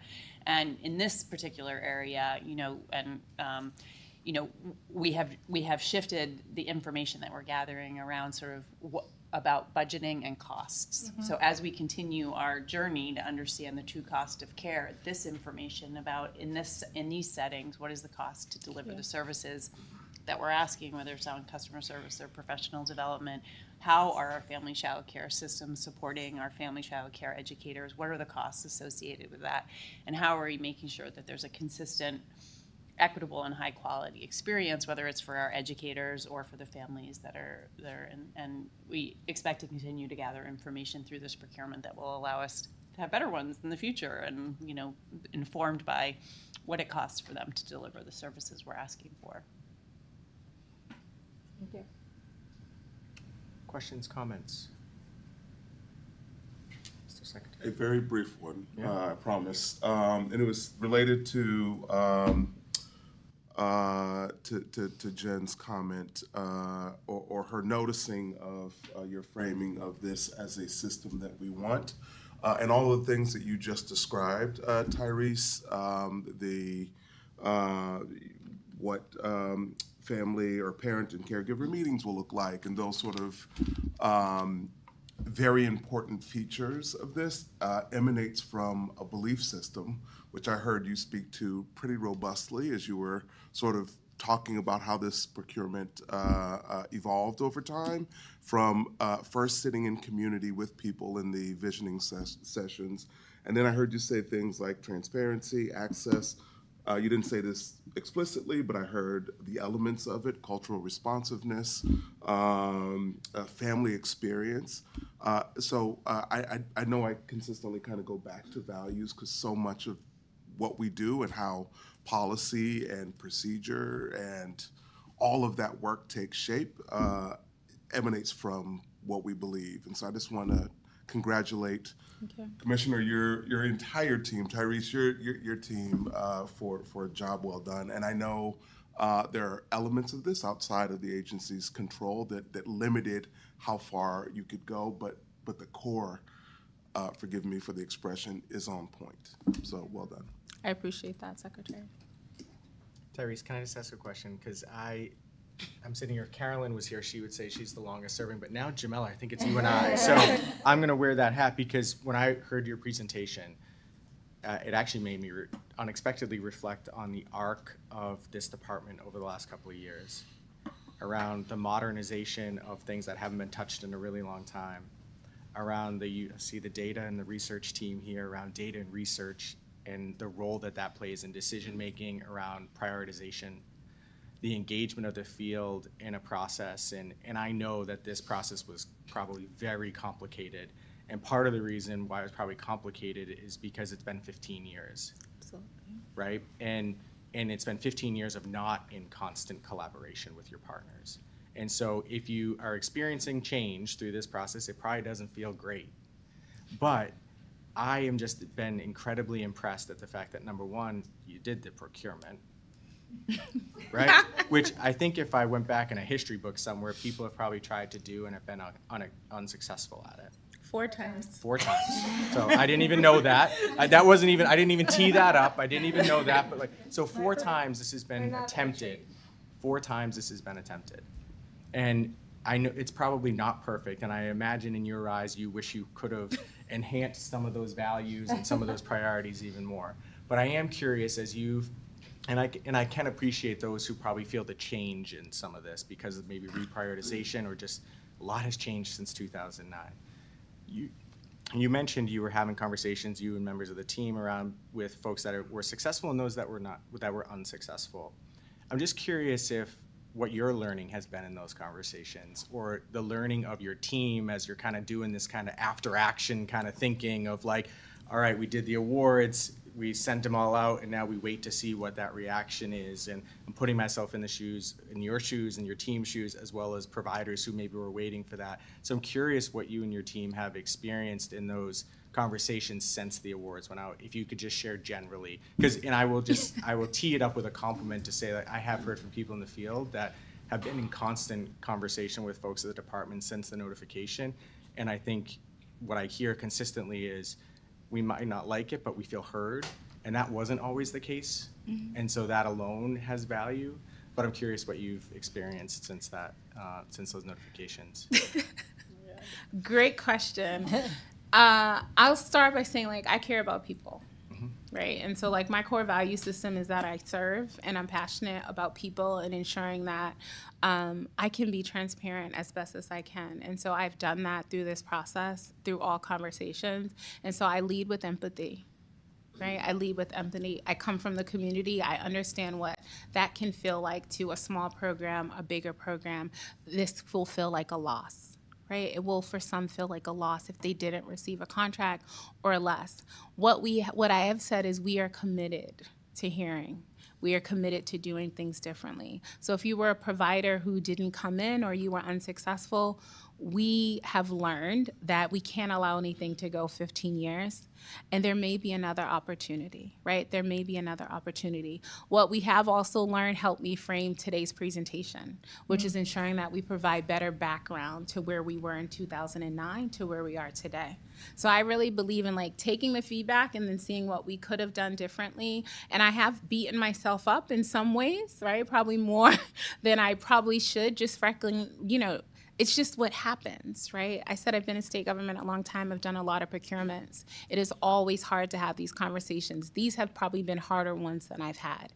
So I've learned we've done a lot of communication, and we did a lot of outreach outside of what we were required. And so just thinking of how do we do things differently, having the connections directly with the department will make it easier, I think, moving forward as we're talking about everything. So one piece of feedback that I'm taking back is how do we engage with all of our partners, whether they have a contract with us or whether they have children receiving child care financial assistance, so they know about opportunities to connect with early education and care, right? How do they know? How do you know about a contract? I'm sure there are other programs across the state that are not connected with us in that way. So just thinking about what are our outreach efforts there. And also, like, one of the other things we've heard a lot is wanting to be able to keep current enrollment and stabilize children. And so, we're like, how can we better communicate that we're going to minimize wherever we can any disruption for any child, just continuing to communicate. And I would say the biggest learning is that we have a lot of work to do around informing, making it simple to understand the child care financial assistance system, right? Understanding the system and like what's a contract versus a voucher, how to use it, what does it mean for a family in our program. One program in particular said, oh, this is a lot easier to hear because now I know my families won't have to move. Like they get to stay in their placement and you'll stabilize them and we'll have an opportunity to come in again, right? So I would say that's mostly what we've learned. And we also we will be doing like a debrief of all of our learnings, right? And how are we collecting data to be able to tell the story? And I appreciate, again, reflecting on the arc of the evolution of the department and the capacity and the expertise of the team that you've built, Commissioner, like that it is not an absolute, right? It is a partnership. It is collaborative. We have a yearly opportunity to revisit this and think differently because, again, you think about what the cost per seat in 2009 to the cost per seat today and just what's happened in the world since 2000. Absolutely. Like, if we don't, the mindset that you've all built into these programs to regularly keep them in almost this agile, continuous improvement mode versus this absolute government program that we don't talk about once it's finalized, right? And that's a different mindset that I hope people, whether they were successful or unsuccessful, can hear and think about and lean into about how to continue to be a partner in the work, which I think is what you guys are exemplifying, because I think I see this from almost every member of this team, share that value that you let off with of caring for people. That's why you're in this business. And if that's kept at the center, like we will continue to work towards perfection, knowing that we will probably never get there, but the intent is always there. So. The thing I want to add one more thing that Catherine Harvell, our Chief Operating Officer, would say, who's overseen a lot of procurements over on the EHS side, is that this is part of our ongoing effort to lift and professionalize the field. So a contract that has expectations, that has budgets, that has transparency, that that works in partnership with the agency. So we're trying to modernize and professionalize ourselves as an agency and bring the field along with us. And I think this procurement is really part of that process as well. So I'm wondering, from what you've learned, how often should we in the future think about reprocurements? I realize that's so overwhelming at this point because it was such an arduous process, but do you have a sense of that? I mean, probably sooner than Not 15 years, Yeah, Linda. exactly. Okay, well, tell them what the contract period So is. the contract period is 3 years with 2 options to renew, and then we have the option to open yearly. So it will be, as you say, an ongoing experience, and we won't be waiting that long. We will again. not be waiting, no. I'll just echo what everybody said. Congratulations. Having been on a procurement end, it is not as easy as it sounds. I don't even know if it sounds easy. Further context, right? I didn't even know about 4 attempts had been made. Further context, the department itself is not yet 20 years old, right? So we're not yet 20 years old and it hasn't happened in 15 years. This is a big deal. One of the things that I want to know about as the kind of designated nerd here is really understanding, you talked about, and thankfully you are using a data-driven approach to really think about and shift priority to different groups of folks. I think you mentioned a few infant toddlers, folks in child care deserts, right? And I'm wondering if there are plans for you to make some version of those data available in an accessible form so that we all, in 15 years, it's been a minute, so maybe we can all learn what you've learned alongside you to understand how we're shifting toward this new model and the way that we're going. And if you could talk about that. And So we have, as a part of the procurement team, our data and research team. So they did a lot of work, and they're going to continue. So we're actually looking at how do we develop dashboards across the agency. Within contract specifically, we'll be looking at children with disabilities, right? Looking at children with disabilities, our homeless children, all of our priorities. But we're saying, like, what are we missing in our data? Can we specifically show you, if you say what's the demographic, like what's an average demographic of a child that may be on a contract, we want to be able to provide that information. So that's happening overall across the agency. Commissioner, I don't know if you want to add anything, but that's happening across the agency and looking at what do we have. And it will also be a part of our modernization efforts with our system. So we are looking to modernize our childcare financial assistance IT systems that will give us the ability to collect data better. I mean, we'd be happy to add this to an agenda for the future, but the agency's been working overall on sort of understanding both childcare deserts from a general capacity standpoint, so populations of kids versus formal, and we've been trying to think about informal care too. So formal care, so generally on the capacity side, and then if you think about families who are eligible for childcare financial assistance, so families at 50, below 50, or up to 85% with all parents working in the household, where are they and how do they relate to formal care and how do they relate to the providers that currently do or don't have child care financial assistance. So that our team's been working on sort of that landscape in general and then used that overlaid within the procurement to understand sort of within the constrained resources, how might we best equitably distribute and seek goals around increasing access for infants and toddlers in areas where there weren't. So we'd be happy to share the general landscape data, which I'm sure the whole board would be very interested in, as well as sort of which are the sort of goals that we pushed in terms of thinking about the procurement and purchasing with this mechanism into that landscape.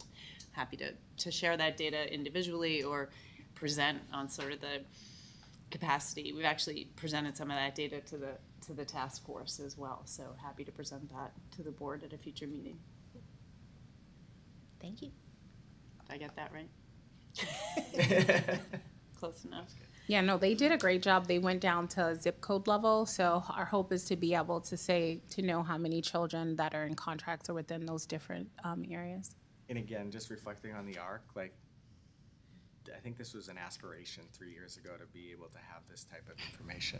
Yeah. Right, so even just like as it's being built, and credit the team that's here for leading that, it's impressive to be able to have that level of information that just wasn't here not that long ago. Tyrese, thanks for your leadership. Thank you. And I know there's members of the leadership team here in the room, and there's lots of people behind you that have been working probably really hard on this in different departments, and so I would just extend gratitude from the board to those folks for their leadership and their work to prioritize the Commonwealth's most vulnerable kids is essentially what we're trying to do, and make sure that they have access to high quality early education and care. And so please extend our gratitude, and don't beat yourself up because Just a little bit. Just a little bit, but it's because Just a little bit. I will say, like, it is because you care, right? It's because I care. It is. And if we didn't care about this stuff, we wouldn't do that. And so thank you for your leadership, and Commissioner, thank you for your leadership. That's gonna be my mantra now, is 4 times this has been attempted and failed, and you guys did it. And to those that were impacted by it or maybe feel the change in a negative way, lean into that and share that.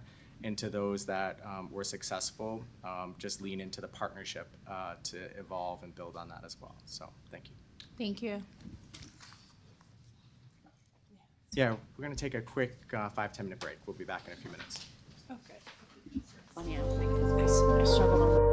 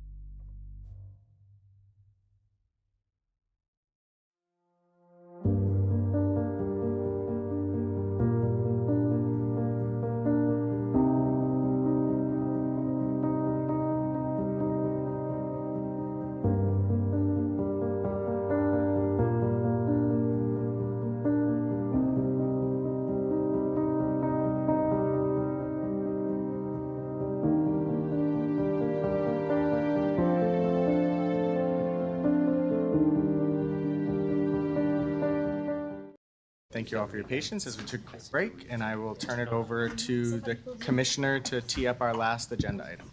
Great, thanks so much, Mr. Chairman.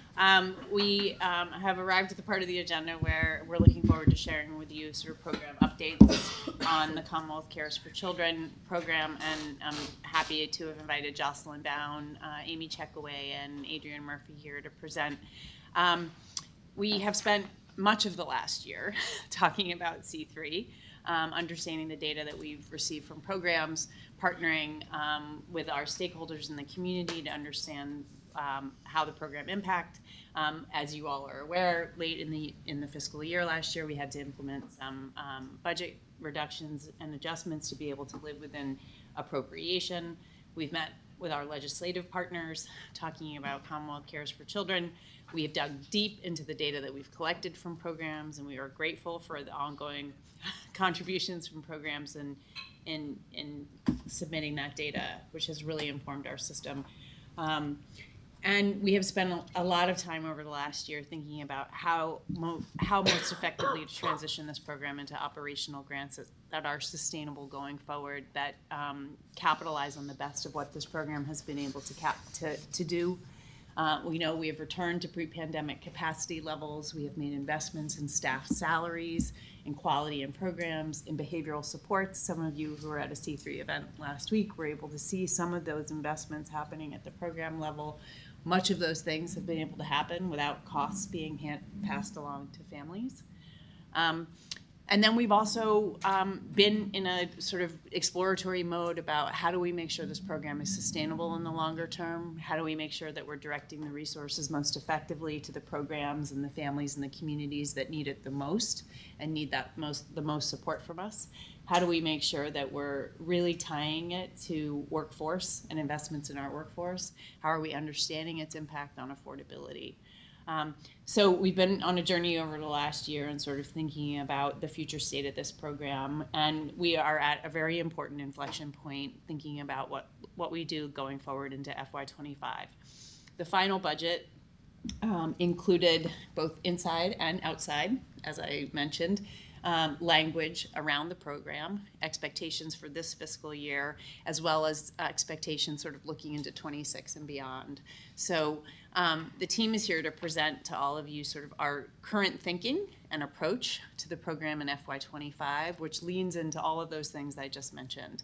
The learnings we've had, the data, the requirements and compliance that are required through the budget, both inside and outside sections. And I've been saying it's sort of like threading 7 different needles at the same time. And the team has done a pretty amazing job, best to make the different parts of our goals and requirements work together, and to create a greater level of sort of predictability and consistency for programs and for the agency. So I'm really happy to turn it over to the team to share what is a whole team of folks who've worked at the agency on sort of where we go with C3 in FY25. Jocelyn. Commissioner, Secretary, Board Chair, and the Board. Very happy to be here. I'm going to turn it over to Amy to start and with a review of where we've been, and then we will jump into discussing where we're going in this year. Thank you, Jocelyn. Happy September, everyone.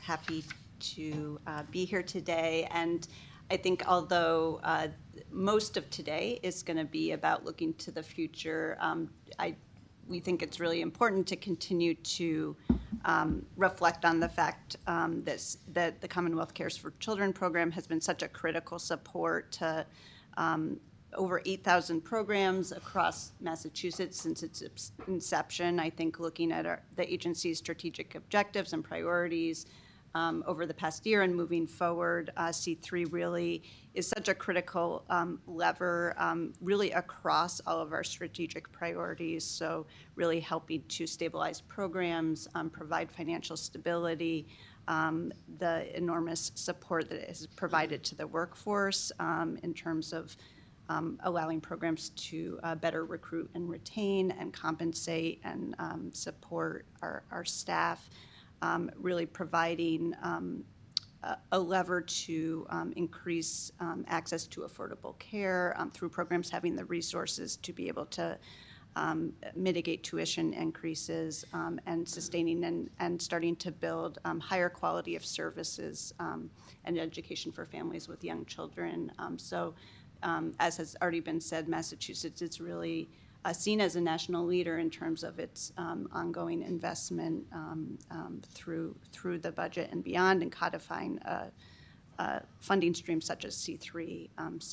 We want to continue to keep in mind everything that we have learned, and I think because we are aware and heard, I think, across all of the listening sessions this summer how important C3 is to the programs who benefit from it.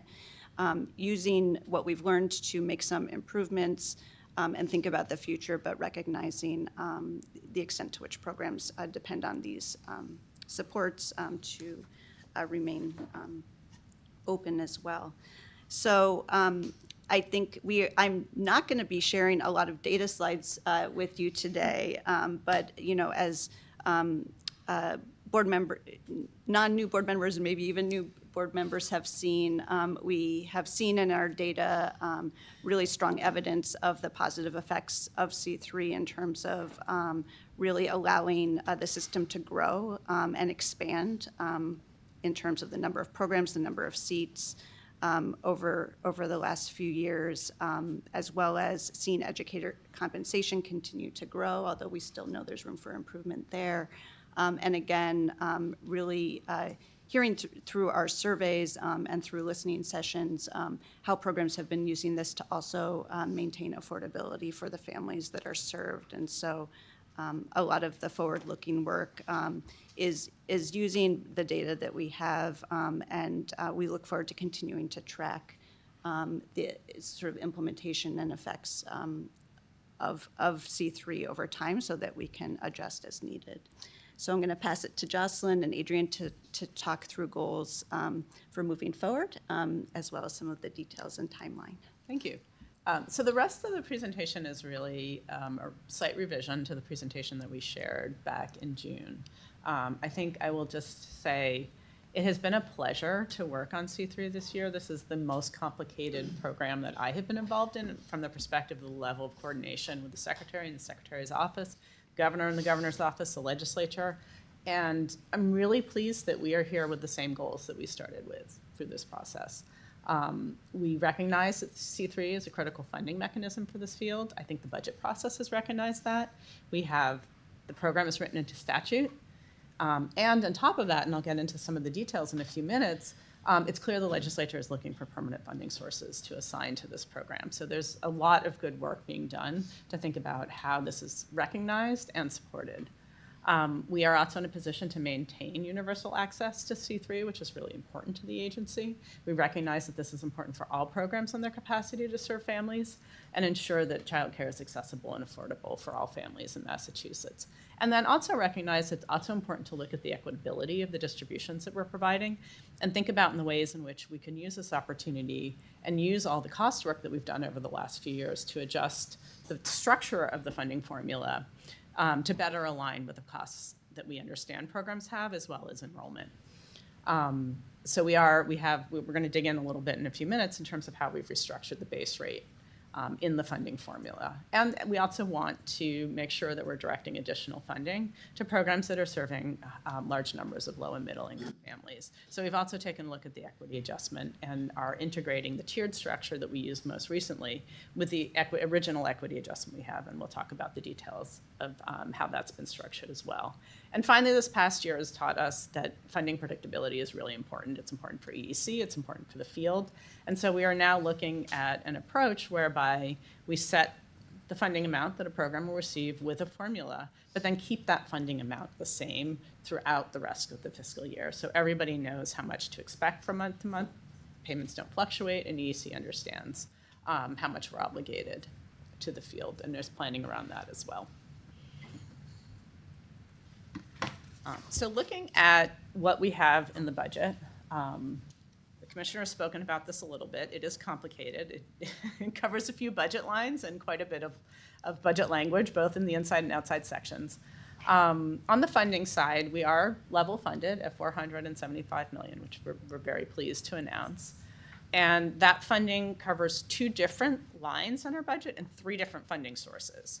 So in the 3,000, 1,045 line, there is 300 million, and this comes from both the EEC Affordability Fund, which has been a fund that was put together during the pandemic that has been sustaining C3, as well as the new iLottery fund that has been set up to direct funds from that new program to C3. And then we are also recognizing the fair share line as well, and that's another 175 million there. Both of those are particularly important funding sources to think about, and funding sources that are, at least on the fair share side, in part allocated to C3, and for iLottery, I think that is currently, am I right? Well, the iLottery, it's not quite operational yet, but so I think the intention is for iLottery revenues to be used for this, along with potentially other things. But so we will see how that evolves. See how that plays but out. I would say that there's a commitment from both the legislature and the governor's office to make sure this program is funded at $475 million for this fiscal year. And the final budget included these three funding sources. Yes. And then in the budget language side, there are two lines in the outside section that are outside sections that are particularly important for C3. One defines the program in the long term, and the other one focuses in on what we have to do in FY25. So in FY25, we are required to revisit the funding formula and include enrollment considerations in the funding, in the way we structure the funding. We also have percentages that you can see here on the slide that we're required to expend on programs serving different percentages of their license capacity with children receiving child care financial assistance and other low-income children or Head Start children. This roughly reflects the tiers that we have been using in May and June and the percentages of funding that were allocated to those tiers in May and June. So this is something that we have been keeping in mind and thinking about how we're restructuring the equity adjustment. We don't follow this completely. We make some additions to this as well, which we'll talk about. But this is something that we do also have to track in thinking about how the formula is functioning and how money is flowing based on the design of the formula. There is also a requirement that we cap all annual funding for any for-profit provider that serves has more than 10 programs operating in the state. And those providers as a whole cannot receive more than 1% of our C3 funding. The commissioner is authorized to consider waivers on that, and so we are in the process of reviewing and determining how we will implement that particular requirement.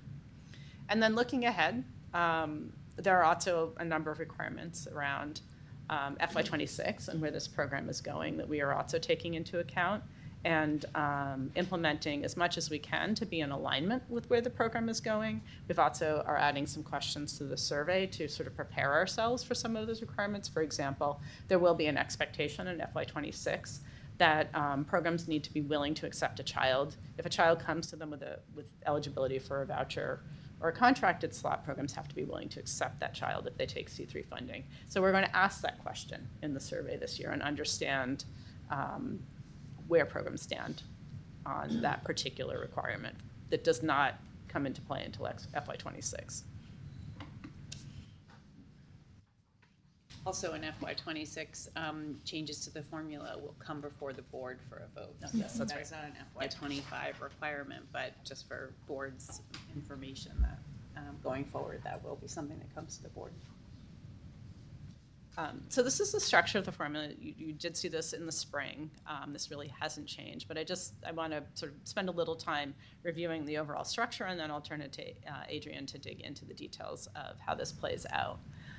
This continues to be a per slot payment. So in the past, we had the base rate multiplied by a staffing adjustment multiplied by a program's license capacity. We've consolidated the base rate, so there is no longer a separate staffing adjustment in our base rate, and we'll speak to the details about that. But we've used the cost models to create a consolidated base rate based on a number of different program characteristics.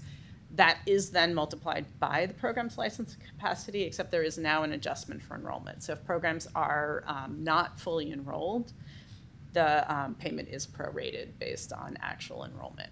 But this, I think, just to be clear, we are not paying per child enrolled, and that enrollment will be based on an average across the past year of enrollment. And then on the for the equity adjustment, we have, as I mentioned, consolidated the characteristics that were recognized in the equity adjustment that has been in place with the tiering structure that you saw in the prior slide to create a new set of equity tiers, and we will talk about that in a minute as well. Just to give a little bit more information before Adrian goes into the details of how we structured the base rates.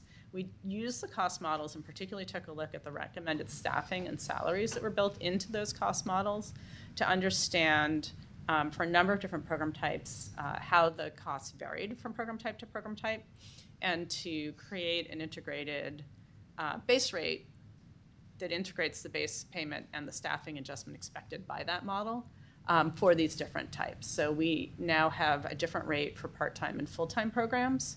On the center-based side, the rates are based on the youngest group enrolled, because the ages that the program serve really significantly impact the staffing that the program has to have, which then also is the most prominent cost driver for programs. For family childcare programs, because of some of the sort of restrictions that are in place in the licensing regulations, as well as just the variety of ways programs organize themselves, it is actually the staffing itself that is the most important cost driver. So rather than basing it on the age group, we base it on the staffing. And this is actually very similar to what FCCs have currently been doing. The reporting will still continue to be reporting on whether you have an assistant and how many hours the assistant works. And then we'll break that down into a part-time or full-time, which right now is the 0.5 or the 1 FTE adjustment that programs have experienced. Great. Thanks, Jocelyn. So I'll walk through, there's a lot going on this slide, but I'll walk through the new formula and talk through from left to right the sort of structure and the details of how we'll calculate programs C3 amount.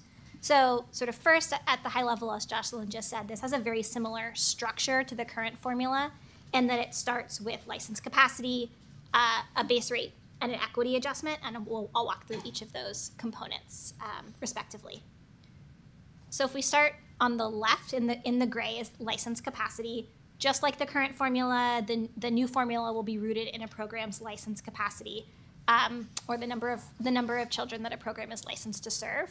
On the center-based side, we use the program's license capacity here, and for family child care programs, we use a license capacity of 10 for all family child care programs. That mirrors the current formula and the way that current formula works, and also treats sort of all FCCs similarly.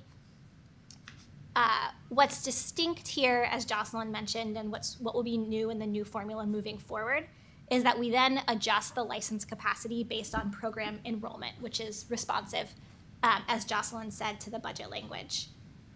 In calculating enrollment here, we're using a 12-month historical look back that buffers programs against fluctuations in enrollment. And for center-based programs with an average enrollment over the past 12 months of more than 75% will receive the full grant amount.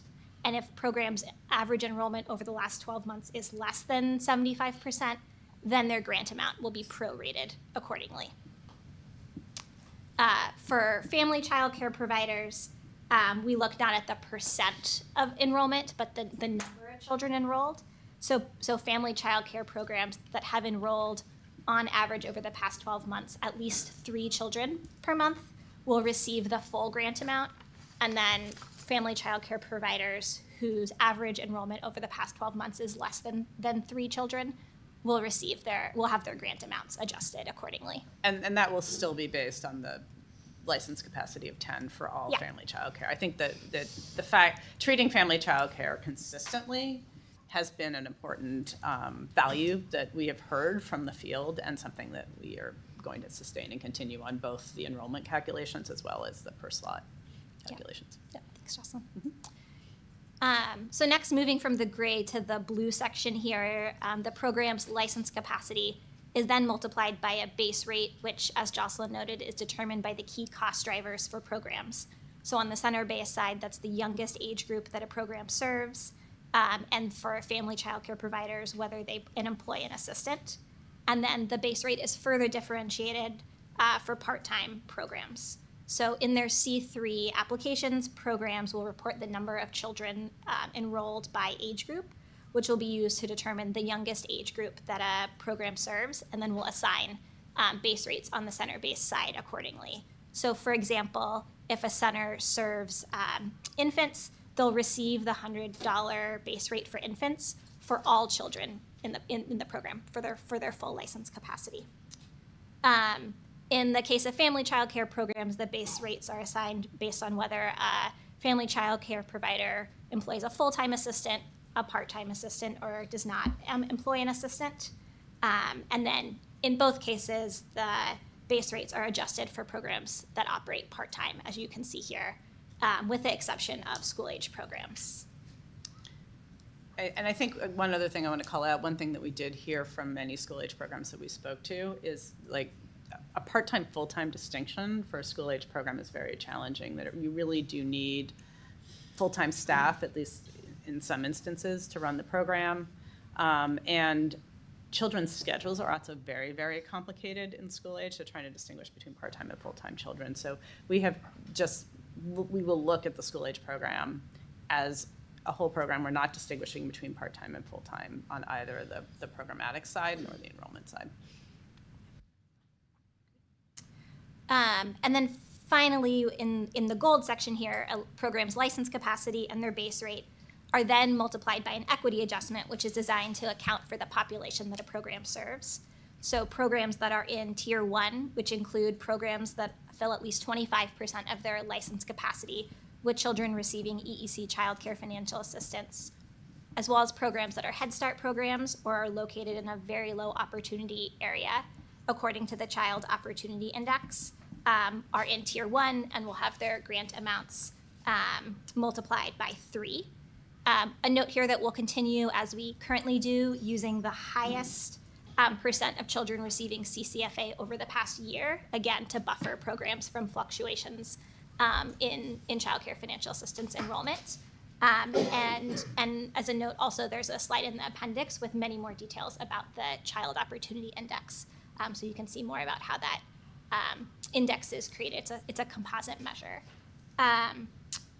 Then in Tier 2, programs that serve at least one child with child care financial assistance, but that fill less than a quarter of their license capacity with children receiving child care financial assistance, as well as providers that provide a substantial number of non-CCFA scholarships, which we define here as scholarships that cover at least 50% of tuition. Programs that provide those scholarships for at least 25% of their children will be in Tier 2, and those programs will have their grant amounts multiplied by 2.5. Adrienne, do you mind if I just Yeah. jump in for a second? So I just want to explain that for a minute. We heard that the tiers that we implemented in the spring relied heavily on just EEC's child care financial assistance. And two pieces of important sort of context and information in working with our stakeholders. One is with the current sort of restrictions on the availability of child care financial assistance. We have many providers who are eager to take our kids and are signing voucher agreements, but we're not able to issue additional vouchers now so that they could move among tiers. Although it was working to incentivize participation, which is awesome. And then the second thing is that there's a lot of private, either fundraising or private scholarshiping going on at the programs themselves, where they are reducing the costs for families, having their own sliding fee scale for families, potentially making it free for staff or at a serious reduction of staff. And programs talk to us about recognizing their efforts to subsidize families, even if they couldn't get through our child care financial assistance or off the waiting list, that there are things that programs are doing themselves to subsidize. Mm-hmm. So I would say this is a working edge. We wanted to respond to that. We think it's really important that we're recognizing that affordability and even incentivizing that as a way to get more affordability for families, especially with limited access to vouchers. But it's new for us. So trying to determine exactly what that means and how we would document it will be something that we'll be working closely with programs this year. So. And then I think another note there that this will require additional data collection as part of the C3 application process. So providers will be asked to report the number of children receiving tuition discounts that cover at least 50% of tuition and upload documentation accordingly in the application And some people do it process. informally, some people do it formally, but in order for us to really tie funding to it, we have to have a way to document it's formal. Yep. So it'll be something we'll be working with programs with over the year to sort out. I think the last bucket is just the providers who are in Tier 3. Those are programs that do not serve children with EEC, childcare financial assistance, and have not in the past year. Do not provide non-CCFA scholarships that cover at least 50% of tuition to at least 25% of children. And those that are not in a very low opportunity area, those programs are in Tier 3 and don't receive an additional equity adjustment. Also in that tier are programs that have a CEO to educator wage compensation, and we call it the CEO compensation ratio of at least of at least 30-1. Those programs are assigned to Tier 3 regardless of their location or CCFA participation or other financial supports provided to families. So, And that's analogous to something that has already been in place. yeah. Great. So happy to take questions about the formula. Compensation 30-1 is the lowest. The lowest salary for an educator? Yeah. I have a quick comment to consider on the formula, which is kind of a blanket formula, but it actually, I'm also thinking about school-age programs because they are pretty special in many different ways, and they have a different, they have a lot of them, or most of them, I don't know if most of them, many of them have collaborations with districts. And I know at least 3 or 4 of them that are located in district schools, which is very convenient for families. But the licensing capacity is usually much higher than the actual enrollment because they need to allow for, in our case, I'm just going to use Lawrence as an example, like when there's a snow day or when there's summer months camps, they merge buildings so that they can work on maintenance or, like the school can do whatever they need to do with their buildings and we can still serve families that need childcare and enrichment programming. So they purposely license programs at a much higher level to allow for those mergers without having to call the licensor every time to change that license number. So there's different practices across the state that varies the number of licensing the licensing capacity for programs. And I think achieving that 75% enrollment is going to be really difficult for some of those buildings because sometimes there's 3 or 4 buildings merged into one, and that's where that license capacity is for. And that's why it's so high. So just I think there needs to be looked at in terms of the formula to accommodate for those. It's on the spirit of collaboration with the district, right? So it's like. Yeah. No, we can take that back and think about it. I will say the other thing that is important to note here, I will get into the timeline on all of this. There will be a staged process of rolling this out where people start by getting some information about how the formula works, and then we implement the final version. The administrative review process that we currently have will continue. So there will be an option for programs if they feel like there is something very wrong with how the formula is working to submit a request for an administrative review, and we will engage directly on the specifics of a particular program's case. That's that great. does continue. Sorry, Marie, in that case, would you, so an annual average of enrollment adjustment might underfund. I mean, what we basically, as an agency, for us, best practice would be just license the whole school so we can have flexibility of space. If the school is willing to share their gym with us, hey, more power to us. We can use their gym, and schools are sometimes territorial. And if they allow us to use their full building, we're going to license their full building. So our children are their children, because they are their children too, have access to all those spaces. But then the licensor just gives us the numbers like, oh, this many kids fit here, so let's just give you so you can merge. Right. So I guess what I think maybe we could get a little focus group together of school age programs that are in this situation, because I think there's some other enrollment assumption we would want to make about that program. So I'm assuming most of the time they're licensed for 75 or something like that, and they've got 25 kids. And so on a daily basis, they've got 25 kids, but for however many days a year and maybe on school vacations or something, they've got 75. Right, or 300. Or 300. Yeah. So maybe there's some other way for school age to think about a blended enrollment Yeah, rate. or based on staffing. Obviously, we have to have the staffing for the amount of children, so I don't know. I'm thinking about possibilities. Okay. Yeah, I think we can That's dig into helpful. the specifics and think about it. I've got two clarifying questions. So one is just on how you monitor or verify annual enrollment. Like, what does that look like? Is that all just self-report?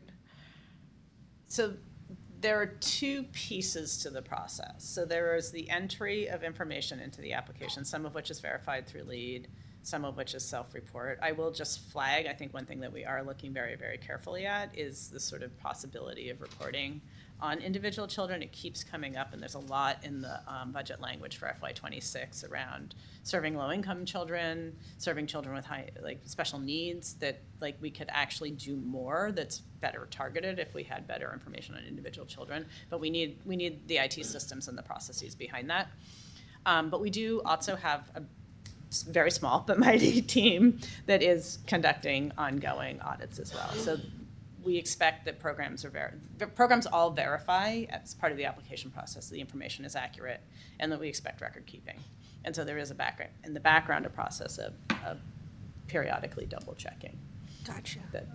Okay, that sounds cumbersome. Well, we'll primarily rely on self-report and then verification of self-report. Yeah. And it's a shift because it was monthly.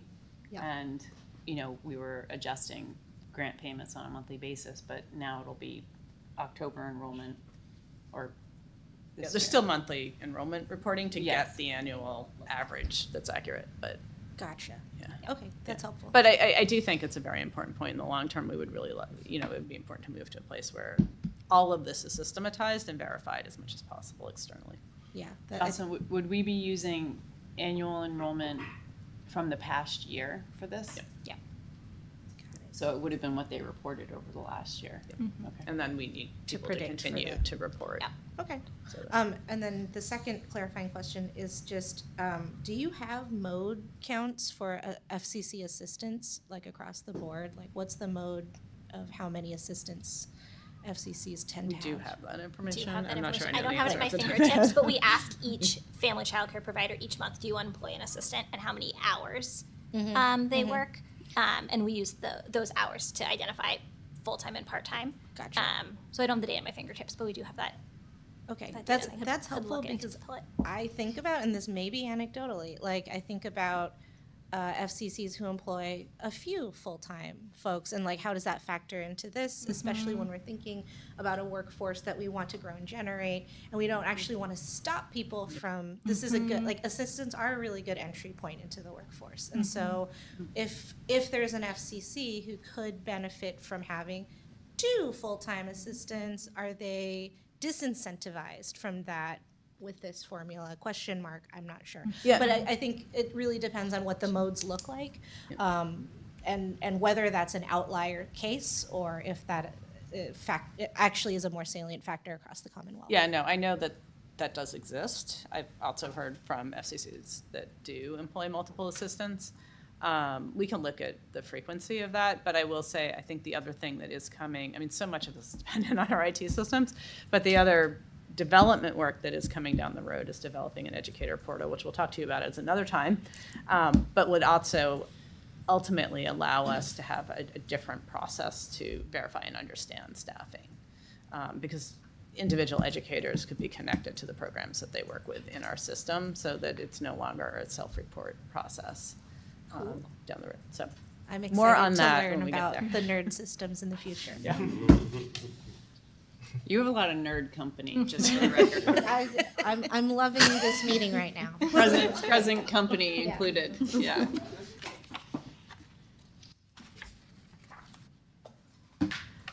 So we mentioned that there is a requirement that we put a 1% cap on for-profit entities running more than 10 sites in Massachusetts.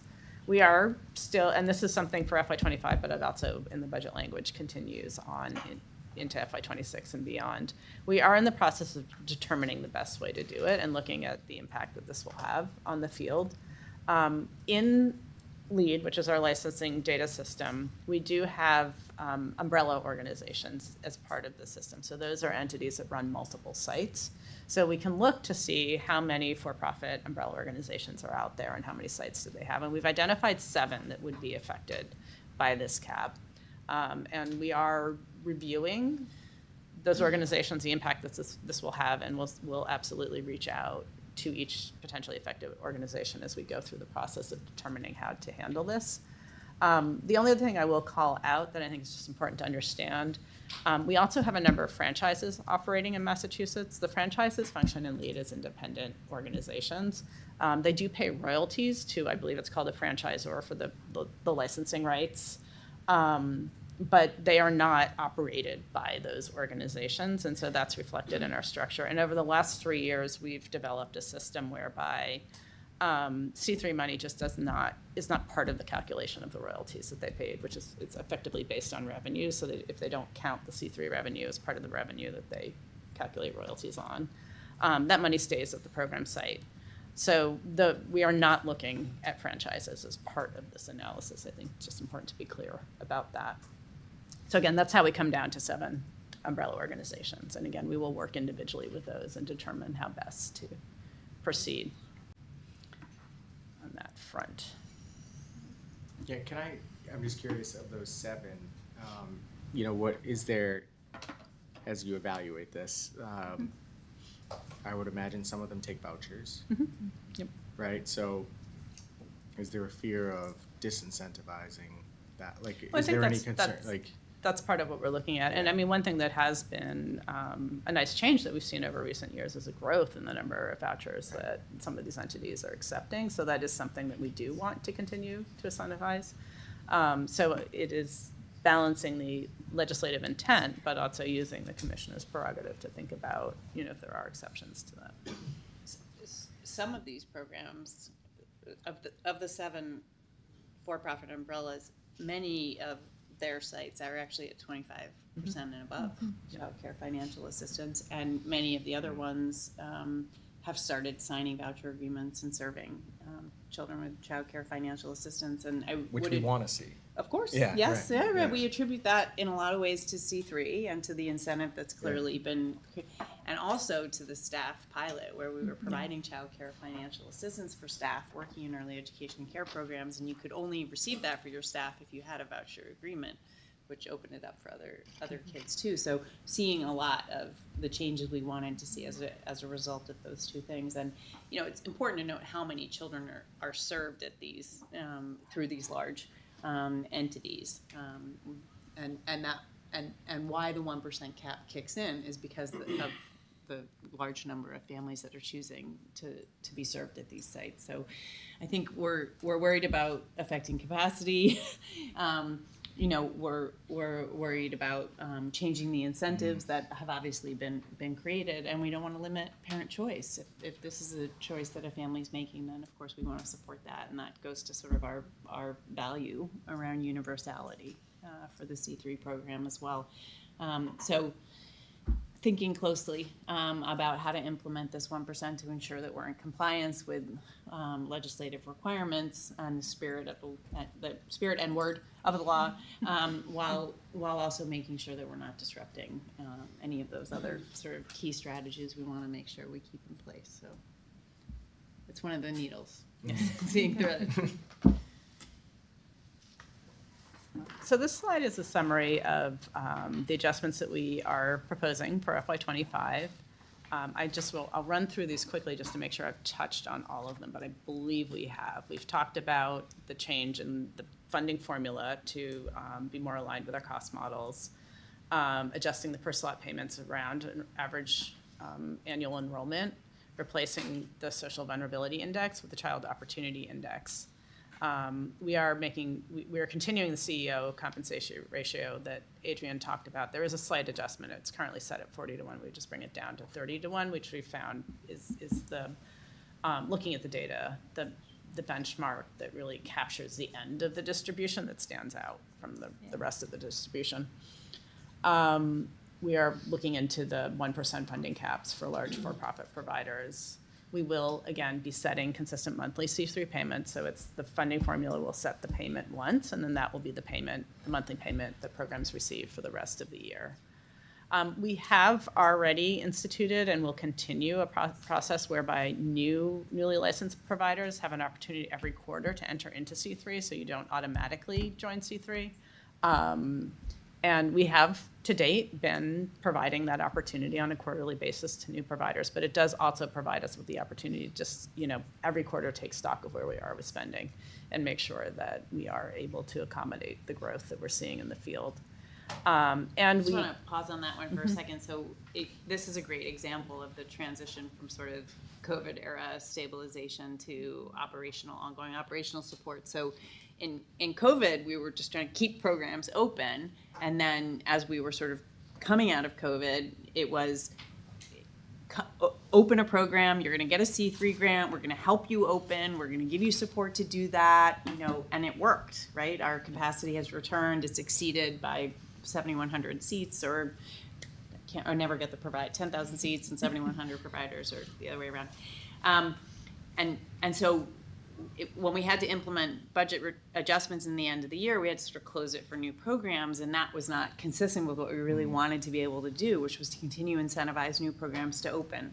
So part of setting sort of stable and predictable amounts of funding allows us to know how much funding we would have to have to be able to let new programs come into it. So they're sort of interrelated, and we think it's really important that new programs have access to C3, not waiting a whole year for that to happen.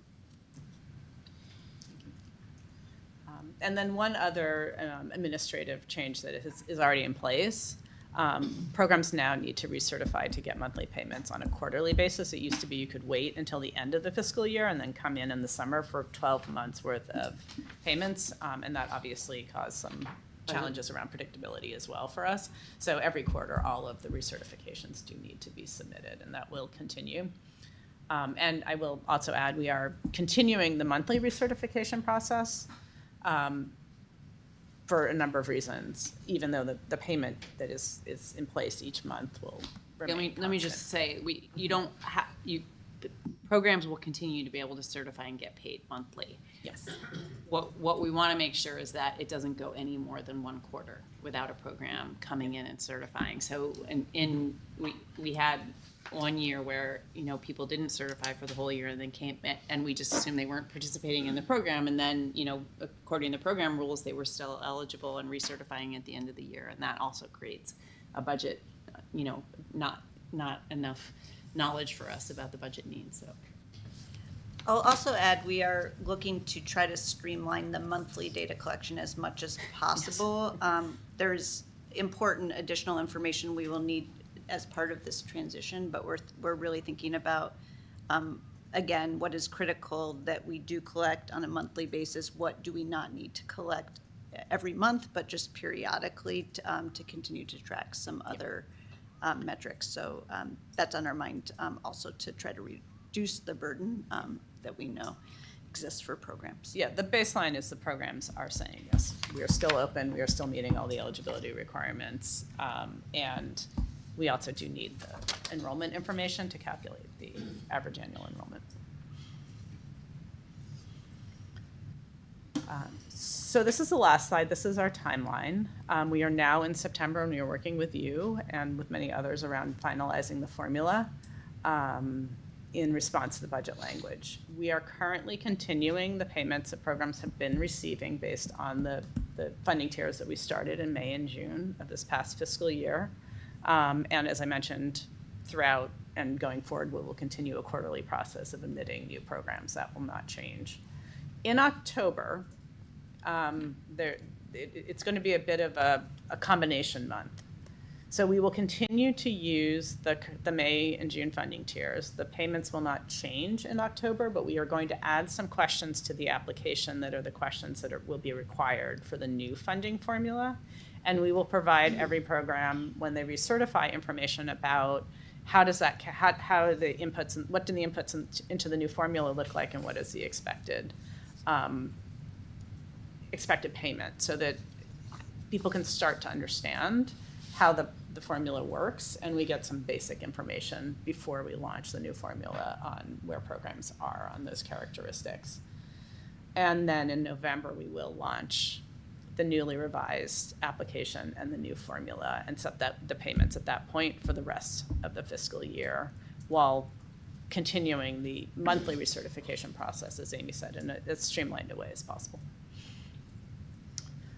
We do have information on our website, and we are planning some additional outreach and listening sessions as well, as the commissioner mentioned. And I believe those dates are posted at this point. Yes, they are posted. Any questions? So I very much support the CEO compensation adjustment. I'm wondering, is there anyone in that category who would otherwise be in tier 1 or tier 2? Yes. I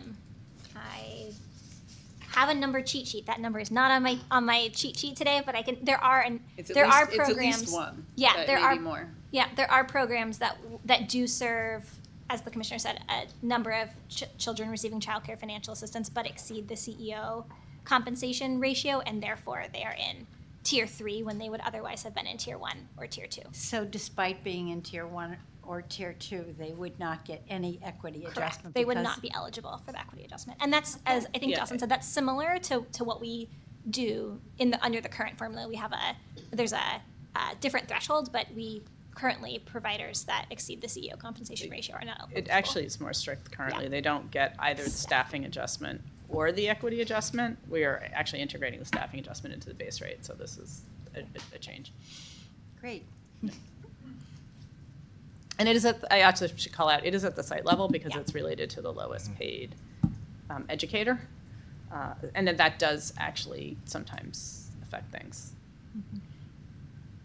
Other questions? Maria? How, out of curiosity, how do you determine the formula for the new programs that are just entering the C3 system? Like, you don't. So they would submit, when they first enter, they would submit the full application that would provide all the information that we So it'd be need. current license, or current enrollment, not really a. Correct. Oh, yeah, it would be we the- won't have a 12-month look-back period for new Right. programs, but then they'll continue to submit their enrollment over the course of that year. So for the next year, Okay. we'll have the 12-year look-back I see, period. yeah. I wonder if it's a- 12-month look-back yeah. period for those programs. I mean, I will just say the obvious conclusion from that is that there might be there might be a decision that a program wants to make about sort of at what point do you start applying for C3 when you open.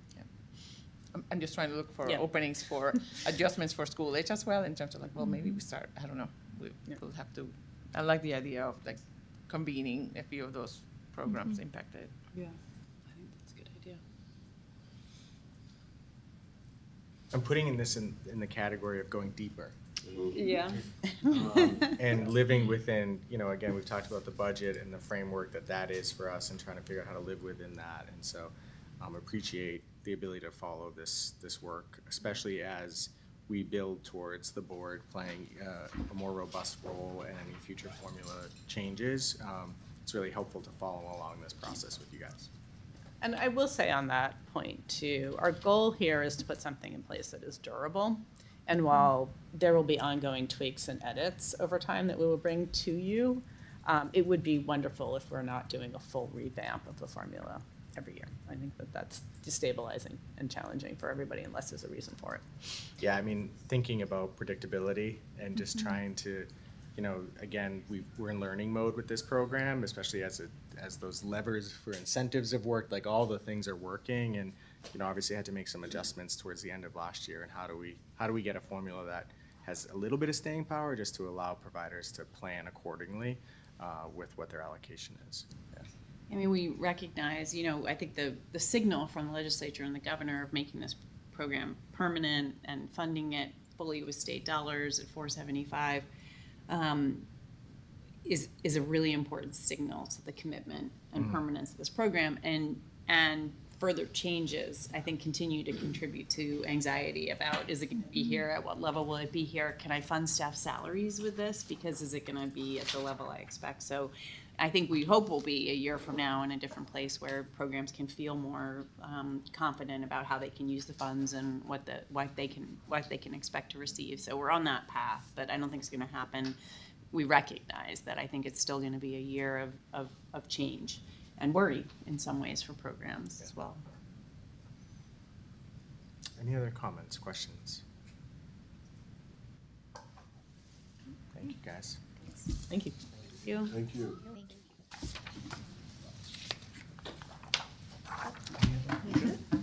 So I just want to thank everybody for being here today. And I think as you can tell from today's presentation, we're launching a new fiscal year. And there's a lot of work in this movement right now. And grateful to have the partnership of this board and the team and Commissioner, your leadership, and Mr. Secretary, your team and the administration's leadership as we do go deeper into a lot of this work to ensure that we are fulfilling the Commonwealth's role to really provide quality access and affordable early education care to our most vulnerable in this community and across the Commonwealth. So thank you, guys. With that, I'd make a motion to adjourn the meeting. Can I have a second? Second. All those in favor say aye. Aye. Opposed? Great, we'll see you in October. Thanks, everyone. Thank you. Thank you.